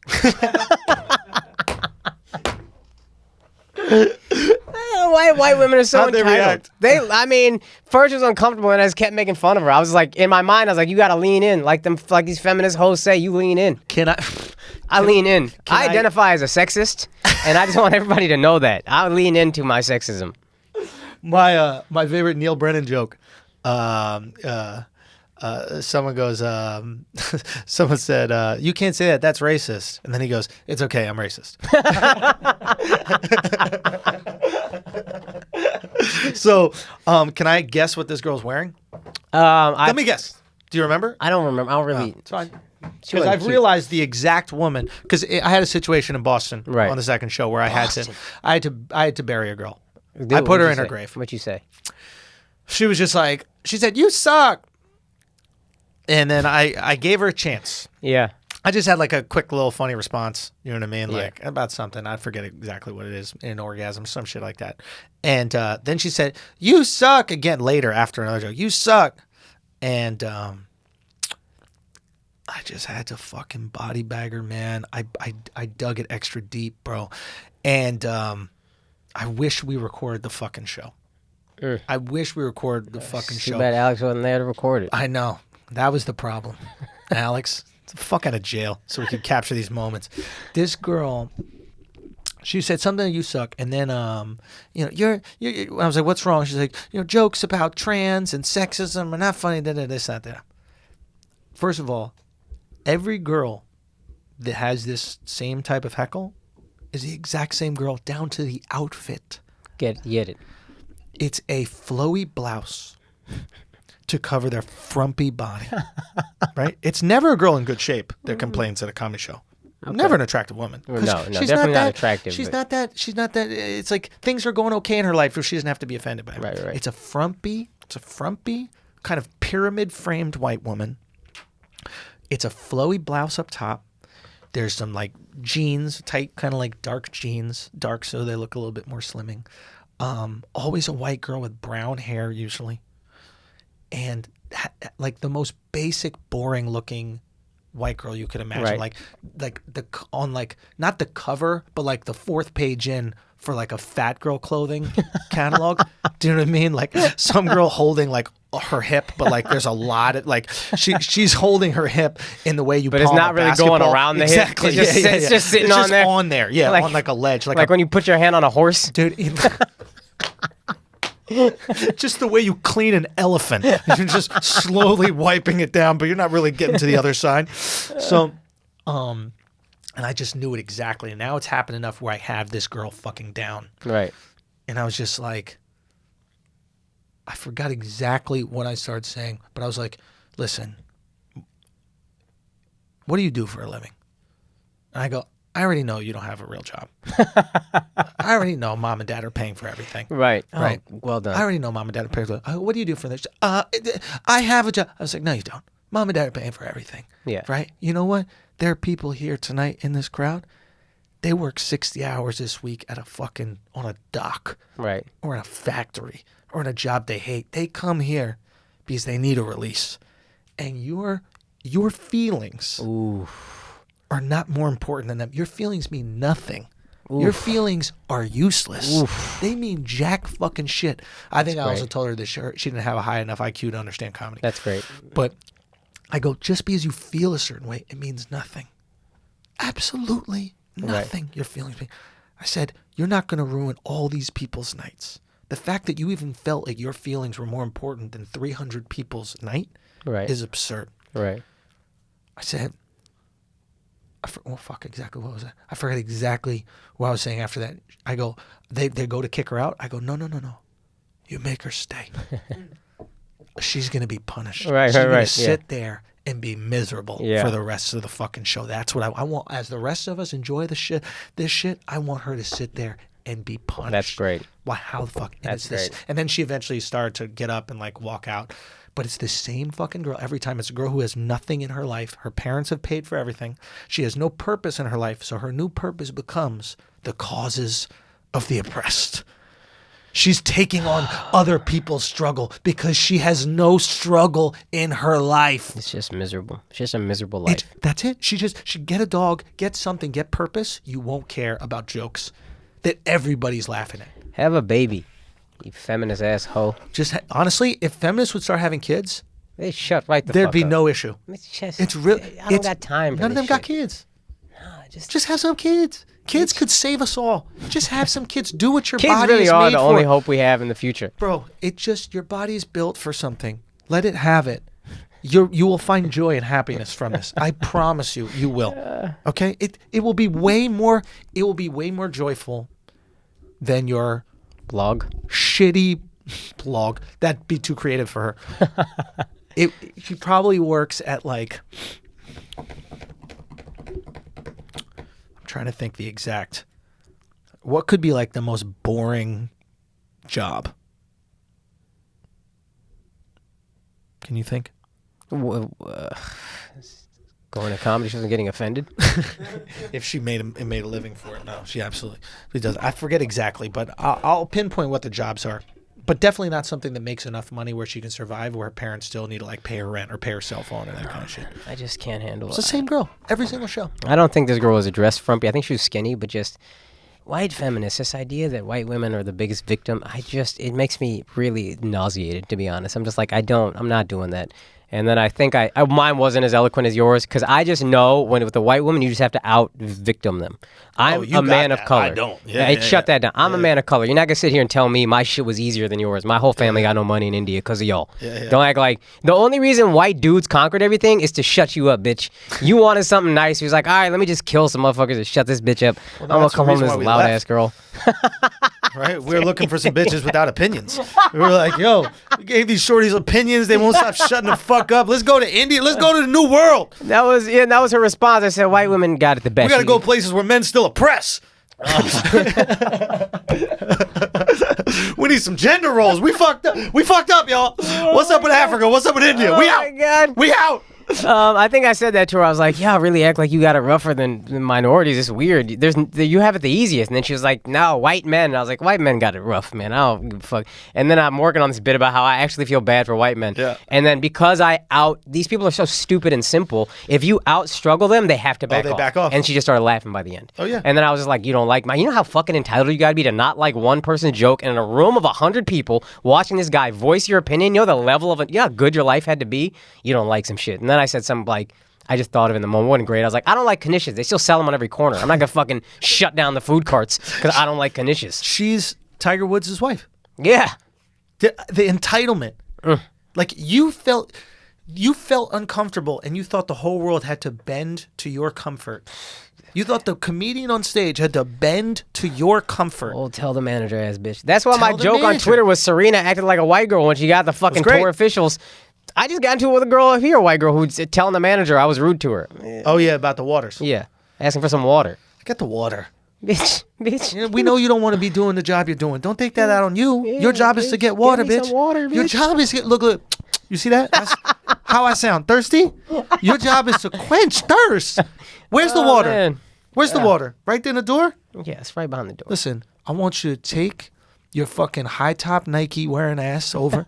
It's always a high-top Nike wearing chick. They just think they sneakerheads with some Nike wedges. With Bitch, some Nike wedges. Bitch. First of all, there is nothing less attractive than a Nike it's wedge. disgusting. I swear to God, It's I would. disgusting. If there's one thing I agreed on taking a knee on, it is Nike wedges. Let's all get together and take a knee on fucking Nike wedge. We don't need you to be 4 inches taller, bitch. No. I would rather you be 3 inches shorter or 4 inches, whatever the fuck it is, and just wear some normal sneakers.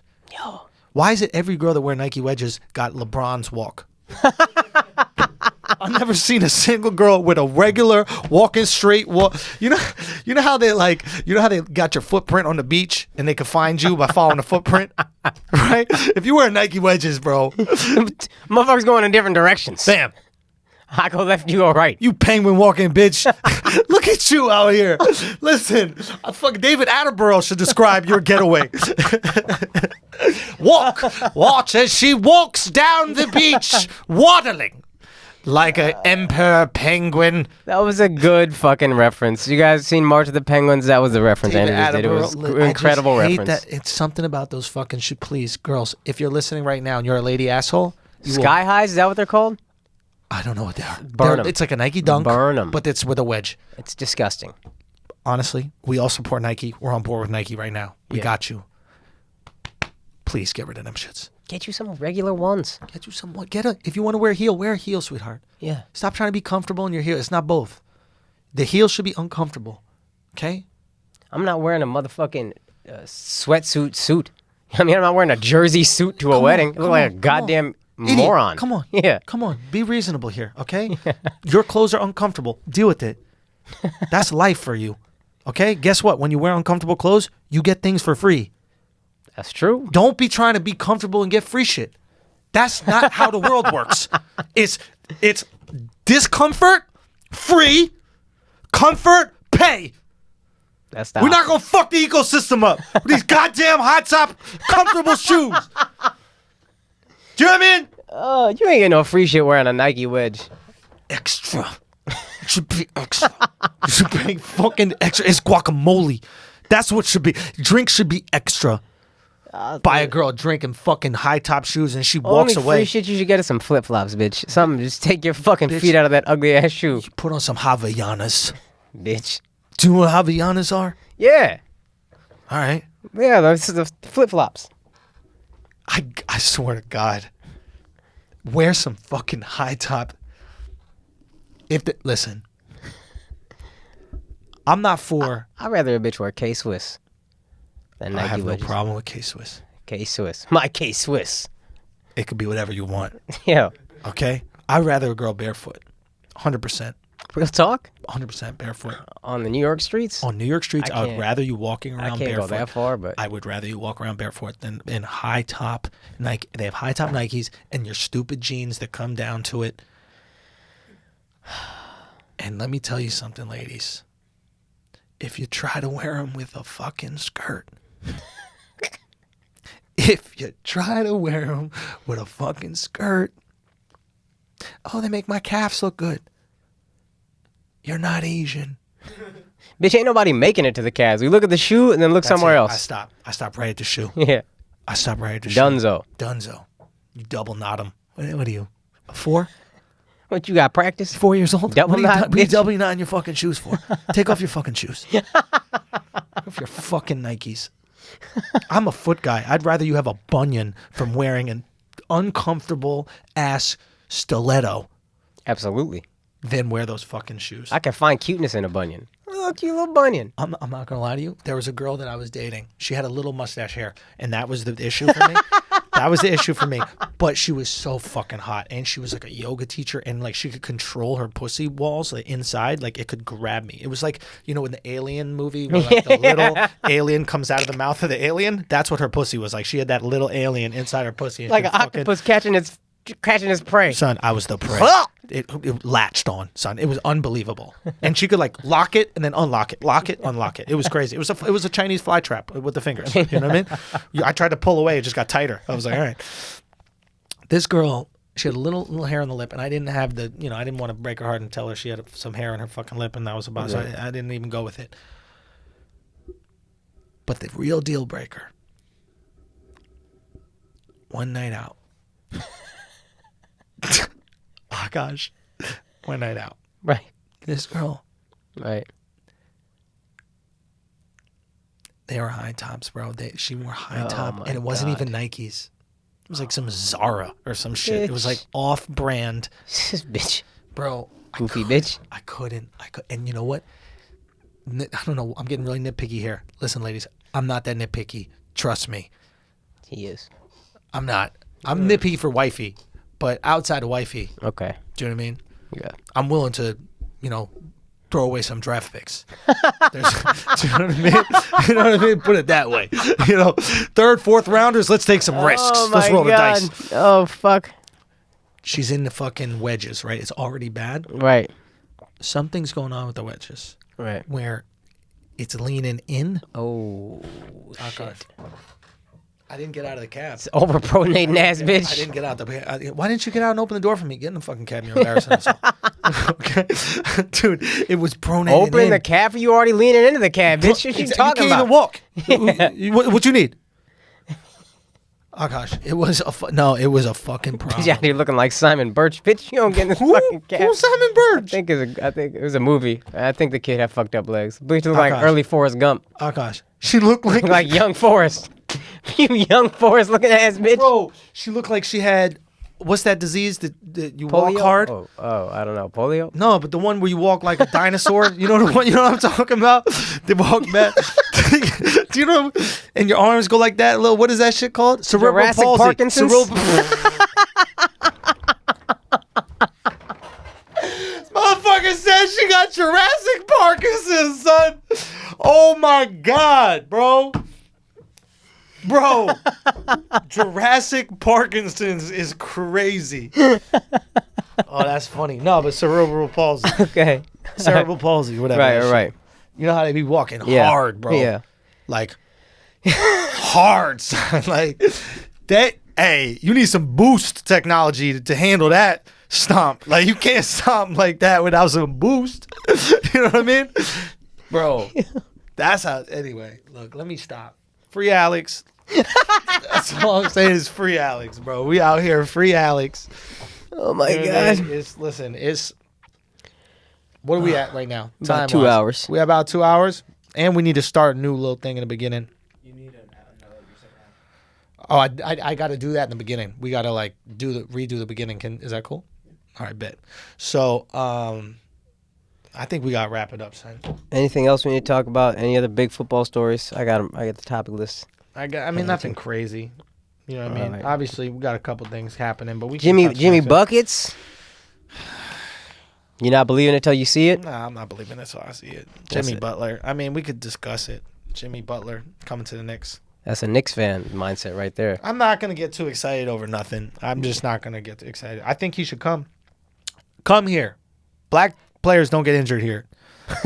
I just want to let you know. Black players don't get injured in New York. So, Jimmy, if you stay over there, Thibodeau is going to take all your fucking knee ligaments like he does with every single player that's that's ever true. played with him. He ready to roll. He ready to go. He's ready to go. But let me tell you something. New York Knicks, black players do not get injured. The last black player to get injured, I think Willis Reed, and he played. Oh, Remember he played? yeah, he played. And he won. He won. Came out, That's y'all's hit that greatest shot, moment. sat the fuck down. Greatest moment. That's what happens when you're a player that deals with injuries here in New York. You win. I want you to know that. I want you to understand you're safe here. Your body is safe here. Your body's protected here. Just come to the Knicks. I'm not going to talk about it anymore. All right, let's do. Literally, we'll take a minute. Okay, go. 3 more topics. Go. Andrew Wiggins, Steven Jackson. Whose side you on? both of y'all shut the fuck up. Really? Stop it with this internet tough guy. Steven, you're a real dude. Steven a gangbanger. He a tough guy. You're a fucking real dude, Steven, and it breaks my heart to see you do this social media tough guy shit. You work at ESPN. You're going to see Andrew Wiggins. You don't got to say nothing. You don't got to be internet tough guy. You could just handle it when you see him. You're going to see him. You're Steven Jackson. If you care that much about it, if you really want the smoke, don't handle this like a SoundCloud rapper. Handle this shit like you are. We know you're real. Here's why I like it. Because Steven Jackson knows he can't fuck up his money. My man got a nice little thing at ESPN. He can tweet this out, and then when he sees Andrew Wiggins, you think Andrew Wiggins gonna say something to him? You think Andrew Wiggins gonna step to Steven fucking Jackson? Canadian Andrew Wiggins gonna step to Steven Jackson? Honestly, I'll be honest with you. Andrew Wiggins is 6'7", in the best fucking shape of his life. Steven Jackson 40, B.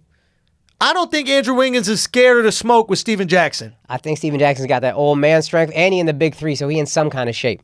I'm not saying Steven isn't. All I'm saying is Andrew Wiggins at the end of the day is a 6'7" physical specimen who probably is not going to be afraid of Steven Jackson, who is also in great shape as well. All I'm saying is it's not like you talking to JJ Barea. You know what I mean? If JJ Barea is talking hot, and when he sees Steven, you're gonna have to answer to that. All I'm saying is for Steven Jackson to do the internet thuggery, to me, all he had to do is this: hey Andrew, I wish you the best with your season. I hope we bump into each other and we can continue this talk. That's it. You don't got. I'm with the hands. I got all that. You a real dude. That's true. You a real dude. You don't need to do this. Kept it vague and have been more effective. That's the thing. It is scarier vague, but we know that you're fucking real. Yeah. Like nobody questions your gangster, bro. He's the Jay Prince of basketball. You the Jay Prince. If my man says something, I'm quiet. If he says stop, I'm quiet. Let's teach us the art of respect. Yo. That's why it broke my heart. It was like, please don't be a SoundCloud rapper. Please don't beef like a fucking SoundCloud rapper. Yeah, you please, right. You talking about he's old school. Then be old school, please. Yeah, you right. That's valid. Because what that says to me when you're beefing on the internet about it, all that says to me is you're not going to do shit. Right. And you're maintaining the facade, right? Yep. The real old school shit is just see him in the ESPN, check him. You don't even got to punch him. Just go up to him, check him, and then the story will go around. Yeah. Steven Jackson went up to Wiggins. He was talking all that shit, and Wiggins pussied out. And everyone will hear about it. We'll have the story. Right. You right. That's all I'm saying. Anyway, my bad. Go on. Last two are Space Jam 2 and Elton Brand. What you think of those two stories? Elton Brand, GM of the Sixers now.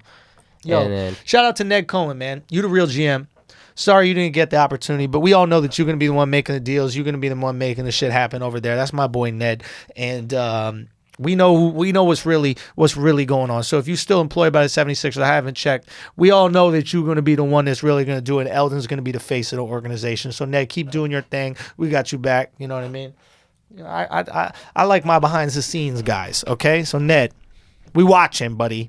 I trust the process. You are a big behind-the-scenes guy. I like my behind-the-scenes GMs. That's it, bro. That's your move. Behind the scenes. What do you think, Elton? I don't know, bro. The man got no experience that I know of. I liked him as a player. He seems smart, but I don't know. That's Go what get I'm back saying. Hinkie. Yo, real talk. Hinkie put it all together. This man might has be the guy. This man has some joy right now. That might be the guy. Nobody employing him. I think he'll be all right. He fell on the sword for the process, and nobody. It's fucked up. He's gonna get his money in speeches probably or whatever, but it's fucked up, and everybody will copy his process. Yeah. Do we want to talk about Space Jam 2? Do we care? Here's the thing about Space Jam 2 and why LeBron is so great for it. Right. The reason Space Jam 1 was such a massive movie was not because it had Jordan in it. It was not because it was a basketball movie. The reason it was such a big movie is because girls liked it. Little girls liked it. Why did they like it? Because the music was phenomenal. Space Jam 1, of course, all the young kids, males, are going to go see it. Hell yeah. Because it's Michael Jordan. And That's I our love hero. Bugs Bunny. And we love fucking Bugs Bunny. It's everything we watch already. We're not playing Barbie dolls, but the movie had such good music. I wear my Space Jam cap all the time on the show. Yeah. It's girls that come up to me all the time. It's not guys. It's girls that go, oh my God, I love Space Jam. That's my favorite movie. I love it, love it, love it, love it. All the songs. Right. It's the songs. Right. And what athlete right now is more plugged in to music and constantly promoting music and talking about artists Right. than LeBron James. If he's so plugged into music and promoting artists, he's like an A&R for one of these record companies. He could just get the female artists who want to fuck him, and it would be the greatest soundtrack ever. Beyonce on that, Rihanna on that. Rihanna been there. So what I'm saying is, he is so plugged in. I would not be surprised if he knew Space Jam 2 was going to happen. And he was like, let me start doing my music shit and getting involved in my music shit and really feeling out who's hot, who the people fuck with, so that I can get a good vibe ready for Space Jam 2. He should put Kyrie on the soundtrack. It's a flex on that little boy. Yo, when this movie outperforms Kyrie's Uncle Drew? Yeah. It's going to be the next fuck you. Yeah. You know what I mean? Like, they got Coogler to direct. I like Coogler. He did all the Coogler's Creed. a fucking beast, bro. Yo, he did Coogler's a fucking Black beast. Panther, Creed, Fruitvale Station. My man just hits. I thought Coogler's producing. I didn't know he was directing. I thought directed. I thought I read directed. Maybe. But either way, he's a fucking beast. And the Monstars are going to be better. You're not going to have fucking Sean Bradley as a Monstar, which is an embarrassment when you go back and watch that movie. Sure, they're going to have some Grandmama, I know y'all love him for the 4-point play, but he shouldn't have been no damn Monstar. No. It's going to be, I think it could be really good. And I love the fact that LeBron's doing it. The secret sauce or whatever, the secret juice or whatever it is, it's got to be wine. Right? If it's LeBron, you know it's got to be fucking wine. Man. And this line has to be in the movie. Bugs Bunny got to go, LeBron, are you drinking wine? And LeBron got to look at him and go, let me tell you something. You can't spell wine without win. That's a gift to you, Coogler. Okay? Put that in it. And when it's in it, everybody throw up the assholes. Hey, keep it very tight. Keep it very tight.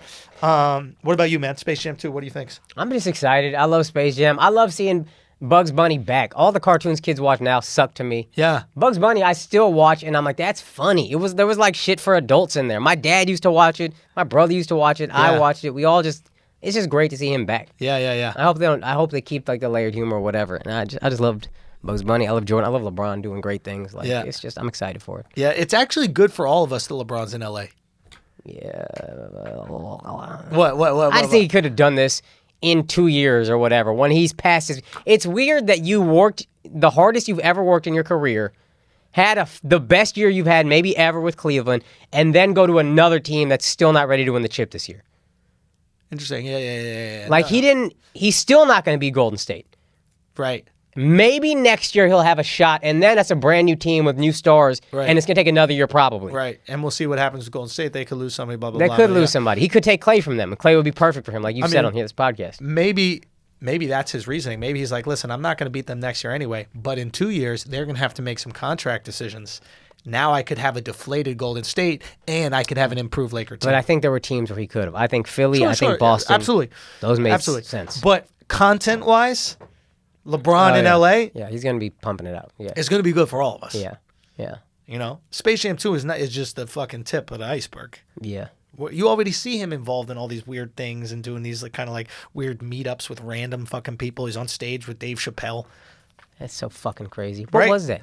I don't know, but like Chappelle is everywhere doing all this stuff. It's just that can't happen when he's in Cleveland. It can very easily happen in LA. Yeah. You're going to see him doing little guest spots in every fucking movie, everything, because it's down the block. In 2 years. Just go in 2 years. You still going to be LeBron in 2 years. That's fair. Go to Boston, box out Kyrie, go to Philly. That's championship squads already. Let's go. Maybe Simmons and LeBron, holy fuck. I think he knows that next year is Golden State no matter what, but in 2 years, Golden State's going to have a tough time with contracts. And he's like, why don't I attack when ready? I hope so. Because he bought a bunch of like knuckleheads over to LA, right? He knows he's not going to win.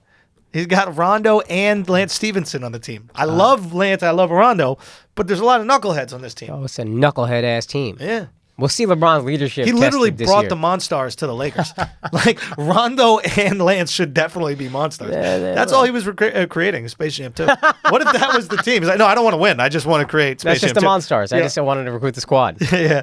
Doesn't Lonzo shoot like a Monstar? Right? He's got to throw that jab in the fucking movie. That'd be great. Yeah. Just the ugliest shot ever on one of the players. That's great. You shoot like Lonzo. Yeah. All right. That's it. Hey, man, thank y'all so much. Free Alex. Put your prayers up for him. Thank y'all so much for listening.